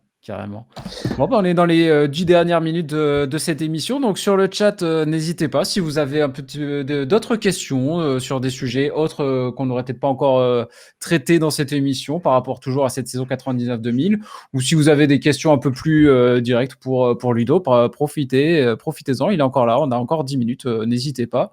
C'est votre moment. Petit moment FAQ. Voilà, tranquillement. Juste, je peux me permettre de combler en attendant les questions. On n'a pas encore parlé de la JOC. On a commencé à parler un peu de Guy Varche. La GIA qui était normalement, c'était la dernière saison de Giroud parce qu'à la fin de l'année 2000, il devait partir. Il avait dit voilà, j'ai fait mes 40 années au club, j'ai vécu des très beaux moments avec des champions contre Dortmund, la montée en première division, tout ça. Et on s'attend à ce qu'il parte. Et je crois que c'est un an plus tard où il revient. Je n'ai plus le timing exact, mais il reprend cette équipe de la GIA. On en a parlé lors de la première de League of Legends avec Cissé, avec Messès, avec Fadiga. Olivier Capot était déjà dans cette équipe. Thibaut Taïno est également là. Ouais, c'est vrai. Mais comme l'a dit Nico, Guy Varche fait un gros début de saison. La GIA termine dans ventre mou. Il y avait Corentin Martins encore ou pas? Oui, je crois, oui. Ouais, il était encore là. Vous pouvez dire un mot sur la dernière place de Montpellier cette saison. Ils avaient une belle équipe pourtant sur le papier, nous dit Bouricola. Bah, ils avaient pris pas mal d'anciens Nantais parce qu'il y avait Loco, je crois. Ouais. Il y avait, je crois qu'il y avait Pedro et Wedek. Je sais plus. Je crois qu'ils étaient tous là, non? Mais c'est vrai que c'était assez surprenant. Il y avait déjà aussi Rui Pataka qui ensuite a fait quelques belles heures à Montpellier. Mais Montpellier qui fait un début de saison pas trop mal. Et en fait, je crois que c'est vraiment sa seconde partie de saison où ça se dégrade vraiment d'un coup, où l'équipe perd tout. Je suis en train de regarder l'équipe. Il y avait aussi des futurs joueurs. Bah, il y a Dos Santos qu'on a connu du côté de l'OM. Il y avait Sorlin. Ah oui, Manu Dos Santos. Bien sûr, il y avait Sorlin et Barbosa. Barbosa. Il joue à Monaco aussi, Manu Dos Santos. Il a joué à Monaco. Ouais. Exact. Donc voilà, cette équipe de Montpellier qui a pas su se maintenir. Et pourtant, il y avait du beau matériel, ouais. On est 13 000 sur le live aujourd'hui. C'est très très beau. Merci à tous d'être aussi nombreux. Vraiment, ça fait super plaisir. Question pour Ludo, est-ce qu'il a... Ouais, donc ça a déjà été répondu, le regret par rapport à la carrière internationale. On a déjà fait tout au début, un passage là-dessus. Désolé pour ceux qui sont arrivés en retard, mais vous inquiétez pas, de toute façon, on vous mettra les replays de l'émission sur la chaîne YouTube de la Ligue 1. Celui de la première arrive normalement aujourd'hui et celui d'aujourd'hui arrive demain. Donc vous pourrez rattraper ces moments-là sans aucun problème. Dos Santos, Johnny Ecker, super la défense de l'OM. Ah ouais, Johnny Ecker et ses fameux plâtres à chaque fois. Bon après, je suis méchant, mais il y a une belle action où je mets un super but et que Ecker, il me cherche toujours. Si je pars à droite ou à gauche. Allez, raconte-nous. Non, mais si on gagne, je crois que c'est l'année 2003, je crois que c'est l'année 2003-2004. C'était pas un On- tendre, hein, en plus, Johnny Ecker. Ouais, il est sur le côté gauche et moi je pars du milieu de terrain et je commence à percuter, je percute à droite, à gauche et en fait, si tu veux, à un moment donné, il me cherche, je repique dans l'axe, Christian Bale essaie de sortir, il m'a pas et je frappe du gauche, je marque. On regardera sur ton ordinateur. Ouais, Tu regarderas on a toutes les archives, les on images. retrouvera ça. Qu'est-ce qu'on a? On me demande si tu habites toujours en France. Oui, je suis français, je suis bien chez moi. Hop. Un mot sur Yann Lachuer. C'est vrai que ça aussi, c'était vraiment un sacré joueur, Ouais. Yann Lachuer. Moi, j'aimais beaucoup. Fait un peu partie de ces numéros 10 à l'ancienne, avec notamment Benjamin Nivet.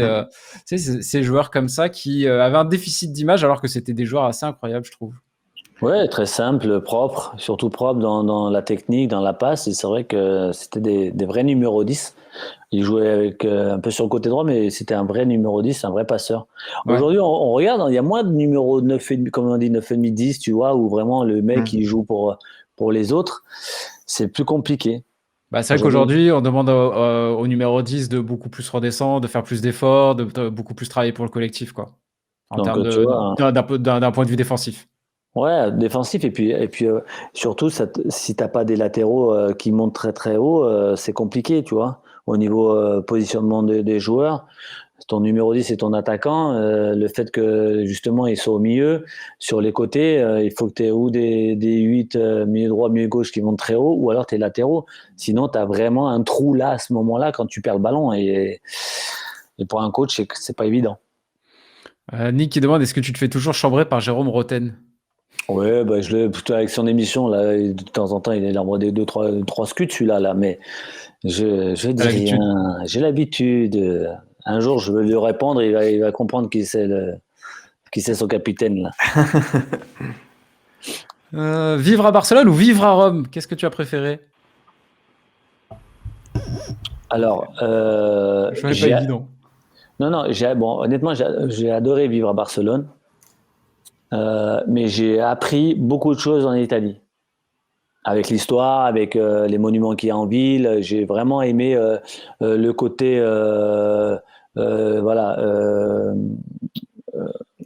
histoire, car honnêtement, je suis pas dans ce délire-là, mais d'aller au restaurant, de voir un monument à côté de toi, d'aller le visiter, de pouvoir toujours être en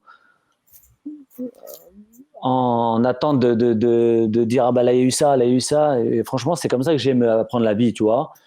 Mais par contre j'ai aimé ça, la culture, j'ai aimé la culture vraiment parce qu'il y a un passé en Italie, mais j'ai aimé la culture espagnole dans la vie de tous les jours. L'art de vivre. Ouais. Tu manges à 15h, tu manges à 22h, les gens ils sont cool, ils sont tous dehors, ils se prennent pas la tête, tu vois. Et j'ai vraiment préféré vivre en Espagne. Moi j'ai une question, Ludo, peut-être un peu bête. Quel est le plus beau stade dans lequel tu es joué? Le plus beau, le plus impressionnant, parce que... Non, je pense vraiment de ton ressenti, l'expérience dans quel stade tu as eu la plus belle expérience, le plus beau souvenir de joueur?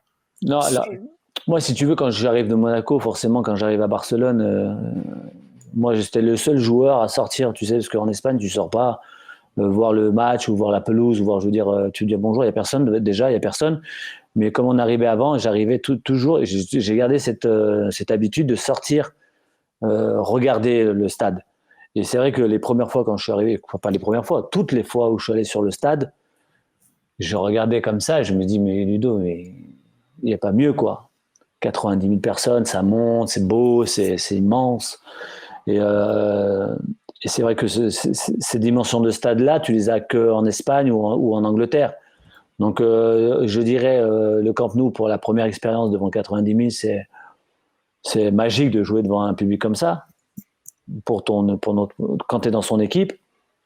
Après, tu as des stades comme en Angleterre, Manchester United, Dortmund. En Allemagne, tu as même le Real, où voilà, c'est grandiose, c'est des vrais stades. Et c'est un bonheur, nous en tant que joueurs, c'est un bonheur de pouvoir jouer sur ces terrains-là. Il y a Monaco-Lyon là qui arrive très très vite en Ouais. Ligue 1. Ouais. Tu vas supporter qui du coup? Parce qu'entre c'est vrai que toi t'es lyonnais, c'est là où tu as été formé. C'est à Monaco où tu as le plus brillé. Ouais. Ton cœur balance de quel côté? Écoute, mon cœur il balance sur le meilleur. Après, honnêtement, je vais être honnête avec vous, j'ai passé beaucoup plus de temps à Monaco et forcément avec la saison qu'ils font, je sais que s'ils gagnent, ça sera plié pour la 3e place. Lyon a besoin de ces points-là pour justement revenir sur Monaco. Ils ont loupé le coche dernièrement contre Lille. Et je pense que sur la saison, Monaco mérite d'être 3e. Donc tu les vois pas aller gratter le titre de champion à la dernière minute, Monaco? Quand tu as Lille, écoute-moi, quand tu joues le championnat et que tu as les cartes en main, t'es vraiment con si tu le perds. Ok? Les Lillois apprécieront. Message aux Lillois. Message est passé. Non, mais et après, c'est voilà. Non, mais je veux dire, après, bien sûr, il y a des circonstances. Ça arrive dans le foot. Hein. Il y a des circonstances qui font que tu prends un rouge, tu prends un suspendu, tu t'es pas bien. Voilà, bien sûr que. Mais quand tu as 3 matchs à la fin, ça sent très bon. Tu as envie que ça sente très très bon tout le temps. Oui. Après, le football, il fait que voilà, il y a des matchs que tu ne peux pas contrôler, il y a des circonstances que tu peux pas avoir et tu peux pas, voilà, t'es pas Madame Soleil. Mais voilà, après, bien sûr, sur la saison, Lille mérite. Je suis désolé sur ce qu'ils font et ce qu'ils découvrent, ce qu'ils ont fait. Lille mérite. Après, sur 3 derniers matchs, c'est sûr que tout peut arriver. Tout peut arriver. Nico Kovac, ça va, ça te plaît? Je connais pas, mais il fait du bon boulot. Ouais, sur le terrain, je vois, je connais pas. Honnêtement, je suis parti de l'ASM il y a 2 ans et aujourd'hui, ce qu'il fait, bravo, c'est bien. En plus, il y a un nouveau centre qui va arriver, donc c'est bien pour eux. Il y a Falsetto qui te rappelle qu'à une certaine saison, tu avais 10 points d'avance pour le titre de champion quand même. Oui, je sais, c'était au mois de janvier. Ouais. Là, on parle au mois d'avril quand même. Ouais, c'est vrai. Et on fait une Ligue des Champions, une finale. Non, mais c'est juste ça. Après, voilà, c'est ce que je te dis, les circonstances font que les choses. Mais les gens, ils oublient vite que c'était le mois de janvier et que nous, on va en finale de Ligue des Champions. Donc, on n'avait pas l'effectif pour faire le doublé. S'il n'y a pas la Ligue des Champions, tu gagnes le titre. Bien sûr. T'es fou, quoi. On tape Lyon au mois de janvier, on les met à 10 points. Moi, je me blesse à ce moment-là, contre Paris. Fracture du métatarse, je perds 1 mois et demi. Alors, je dis pas que c'est à cause de ça, hein, mais l'équipe tourne moins bien. Et voilà, et après, on a cette épopée qui fait qu'au mois de février-mars, on est dans ce délire-là. Ouais, c'est quand même pas mal de regrets vis-à-vis de cette saison. C'était quand même assez dingue. C'est aussi cette époque où Didier Deschamps proposait l'un des plus beaux jeux d'Europe. Quand on voit ce qu'on peut entendre aujourd'hui sur le jeu qu'il produit, c'est assez drôle quand même. Il y a beaucoup de gens qui n'y croient pas. On a parlé de cette saison la semaine dernière et on me dit quoi? Mais ça, c'était vraiment une équipe de Deschamps? Bah oui. Ouais. Il n'a pas toujours eu cette vision très défensive du football. Après, les gars, honnêtement, je pense pas que ce soit une vision. Je pense qu'aujourd'hui, c'est vrai qu'on veut tous gagner 3-0, c'est éclaté. Je crois qu'on est champion du monde d'une manière, avec des joueurs qui ont du talent, mais je suis désolé, aujourd'hui on est obligé de bien défendre, on est obligé d'être costaud défensivement. Alors ça ne plaît pas à certains. Il faut savoir dans la vie ce qu'on veut. Soit on veut du beau jeu et on ne gagne jamais rien, soit on ne veut pas du beau jeu et on gagne des titres. Après, là tu prêches des convaincus. Hein. Après, c'est 2 choix. Donc on peut gagner avec on peut gagner en faisant du beau jeu, mais les gars, c'est pas facile. Ouais. Il faut avoir vraiment tout qui fonctionne et tout qui voilà. Nous à Barcelone, on faisait du beau jeu, mais on prenait des buts. Hein. Et Richard, il nous disait, ok, moi je préfère gagner 3-2 que 1-0. Ok, mais il avait les joueurs pour, on avait le jeu pour faire ça, mais on prenait des pions. Il faut savoir ce qu'on veut. Est-ce que tu penses justement que cette saison avec Monaco en 2003-2004, où justement avec tout ce beau jeu, tout ça, et le fait que derrière il ne gagne rien, et un petit peu plus changer justement sa vision du football et qu'il soit passé à une vision plus pragmatique? Est-ce que tu penses que, le terme est un peu fort, mais est-ce qu'il n'y a pas eu un petit traumatisme vis-à-vis de cette saison pour lui? Il a appris, hein, c'était comme tout le monde, mais après, voilà, il arrive quand même. C'est le seul club où il va, il gagne pas il gagne quoi? Il gagne la Coupe de la Ligue, mais il gagne pas Oui. un titre majeur, tu vois. Après, il a gagné quand même un titre. On a fait une épopée de malade. On était le deuxième club français à être en finale. Voilà, et ça se joue à rien. Bien Ça sûr. se joue à rien. Après, je pense pas qu'il s'est servi de ça pour qu'on lui donne cette étiquette-là de défensif ou quoi que ce soit. Je crois Après, que c'était lui, son il est, passage en Italie, hein, tout simplement. non, mais lui, il est dans le résultat. Je crois qu'il faut même pas penser à ça. Il faut qu'il est dans les championnats d'Europe qui arrivent. Il veut le gagner. C'est sûr. Et comment tu le gagnes? Tu le gagnes pas en faisant jouer 4 attaquants où on est fou. Voilà, oui. Alors jouer avec 4 attaquants et puis tu vois ce qui se passe. Tu vas en mettre des buts, hein, mais tu vas en prendre combien? Aujourd'hui, les équipes, elles sont aussi fortes que toi. Donc, le football, il évolue tellement vite que tu peux plus dire ouais, on va faire du beau jeu. Tu fais du beau jeu pour faire quoi? Pour avoir de la possession de balle et après? Combien de Est-ce qu'il temps, y a, combien- toi qui combien de tu temps- disais tout à attends, l'heure que tu co- voulais non, être entraîneur, est-ce qu'il y a un coach qui t'a particulièrement marqué, justement? non, mais regarde, je finis ça, regarde, par Bien rapport sûr. au beau jeu. Pep Guardiola, il est à Manchester City depuis combien de temps? 5 ans. Ouais, Voilà. 2016, Ok. Combien de Ligue des Champions il a gagné? 0. Combien de championnats il a gagné? 3. 3, je crois, ouais. Ouais. D'accord? Avec tous les moyens et tout le jeu qu'il a et tout le système qu'il fait offensif et tout ce que tu veux, de beau jeu, comme tu dis, la possession, le beau jeu, il se casse les dents même lui, hein. Bien sûr. Il se casse les dents même lui. Et on peut pas dire que c'est un mauvais entraîneur. Mais aujourd'hui, il fait quoi? Il défend aussi bien. Il a changé son système de jeu. Il a changé ses hommes aussi. Il a changé peut-être sa vision aussi. Et il s'est remis en question cette saison. Il a totalement. tenté des choses, début de saison ça marchait pas, il est revenu à quelque Voilà. chose d'autre. Donc, Il évolue. c'est bien de dire, ouais, des beaux jeux. Les beaux jeux, c'est quand tu as des bons joueurs qui font la différence et sur un exploit, un dribble, une frappe, ça, c'est le beau jeu du joueur. Mais sur une équipe, les gars, aujourd'hui, on peut plus faire ça. Je veux dire, je suis désolé. Puis le beau, c'est subjectif, hein. Une équipe défensive, Non, il y mais en a toi, qui apprécient. voilà, et puis il y en a que tu vas kiffer de faire sortir le ballon, il y en a qui vont percer les lignes, rien qu'avec une passe. Tu peux pas tout le temps faire tu peux pas faire tout le temps du jeu brésilien. Ouais. Je suis désolé. Après, voilà, après c'est comme ça le football. Il faut s'adapter aussi à plein de choses. Donc voilà. Donc si demain il gagne l'Euro, on va lui dire ouais, bah chapeau. Mais s'il a mal joué, on s'en fout. C'est ce qu'on veut. Il veut être champion du monde. Et ben, ils ont été champions du monde. Ils ont mal joué. Tu trouves quoi, toi, contre l'Argentine? Ah, pas du tout. Bah voilà. Ah, Bah pas alors, du tout. ils ont été champions du monde. Ah, mais moi, de toute façon, je suis le premier à toujours bien préciser, à bien rappeler cette nuance. Déjà, il y a une grosse différence entre bien jouer et mal jouer, et jouer Oui. beau et jouer moche. Tu peux jouer moche et être très bon. Ça ne Oui. plaira peut-être pas à tout le monde, mais c'est très bon parce que c'est efficace, parce que ça fonctionne bien, parce que ça défend bien. Et dans ces cas-là, on ne peut même pas critiquer ces équipes-là pour moi. À partir du moment où c'est bien en place, que ça fonctionne bien, qu'il y a un vrai projet, que ça te plaise ou non, ça c'est subjectif et ça ne regarde que toi quelque on part. se Donc, souvient moi, tout toujours ce que tu dis là, j'y souscris à 100%. on Ça, y se a pas de souvient souci, toujours hein. du gagnant, hein, jamais du perdant, hein. Exactement, exactement. Même si, au final, 2003-2004, pour le coup, c'est le contre-exemple parfait. C'est vrai que Ouais, là, on s'en souvient bien. Ah, bah oui, bah moi aussi, moi le premier. Eh oui, ouais, effectivement. Non, non. Bon, bah, les amis, on a un petit peu débordé. Mais merci à tous, en tout cas, d'avoir été aussi nombreux à suivre cette deuxième émission. C'était un vrai plaisir de partager cette rétro avec vous. Merci, Ludo, d'avoir été avec Merci nous. à vous, les gars. C'était top. Merci, Merci Ludo, c'était beaucoup. génial. J'ai très faim, par contre, hein, je le dis Ouais, maintenant. t'inquiète pas, on te libère. Ça fait déjà 2 heures, on te gentil. libère. C'est gentil, merci. En tout cas, merci et merde pour la suite, hein, pour vous. Et puis, Merci beaucoup. quand vous voulez, je suis dispo. Et Ah bah, Bernard, avec plaisir, tu reviens avec quand tu grand veux. plaisir. bon courage à toi pour ta carrière de coach, on va suivre ça avec attention. hein. Ouais, tranquillement, je vais prendre le temps. C'est gentil. Nico, Adri, merci pour vos chroniques. Alex, merci. Merci beaucoup Alex. Et à tout le monde sur le chat, merci à vous encore. On vous dit rendez-vous dans 2 semaines donc pour une nouvelle émission. N'hésitez pas à follow la chaîne pour avoir les notifications et être prévenu des prochaines émissions. Hein. Pas que nous, il y a évidemment Pass D avec Rivendi, les émissions e-sport avec Kanto. Donc voilà, n'hésitez pas, beaucoup de programmes sur la chaîne de la Ligue 1 Uber Eats. Followez la chaîne et on se retrouve très très vite. Passez à tous un très très beau week-end. Ciao, ciao. Bon dimanche.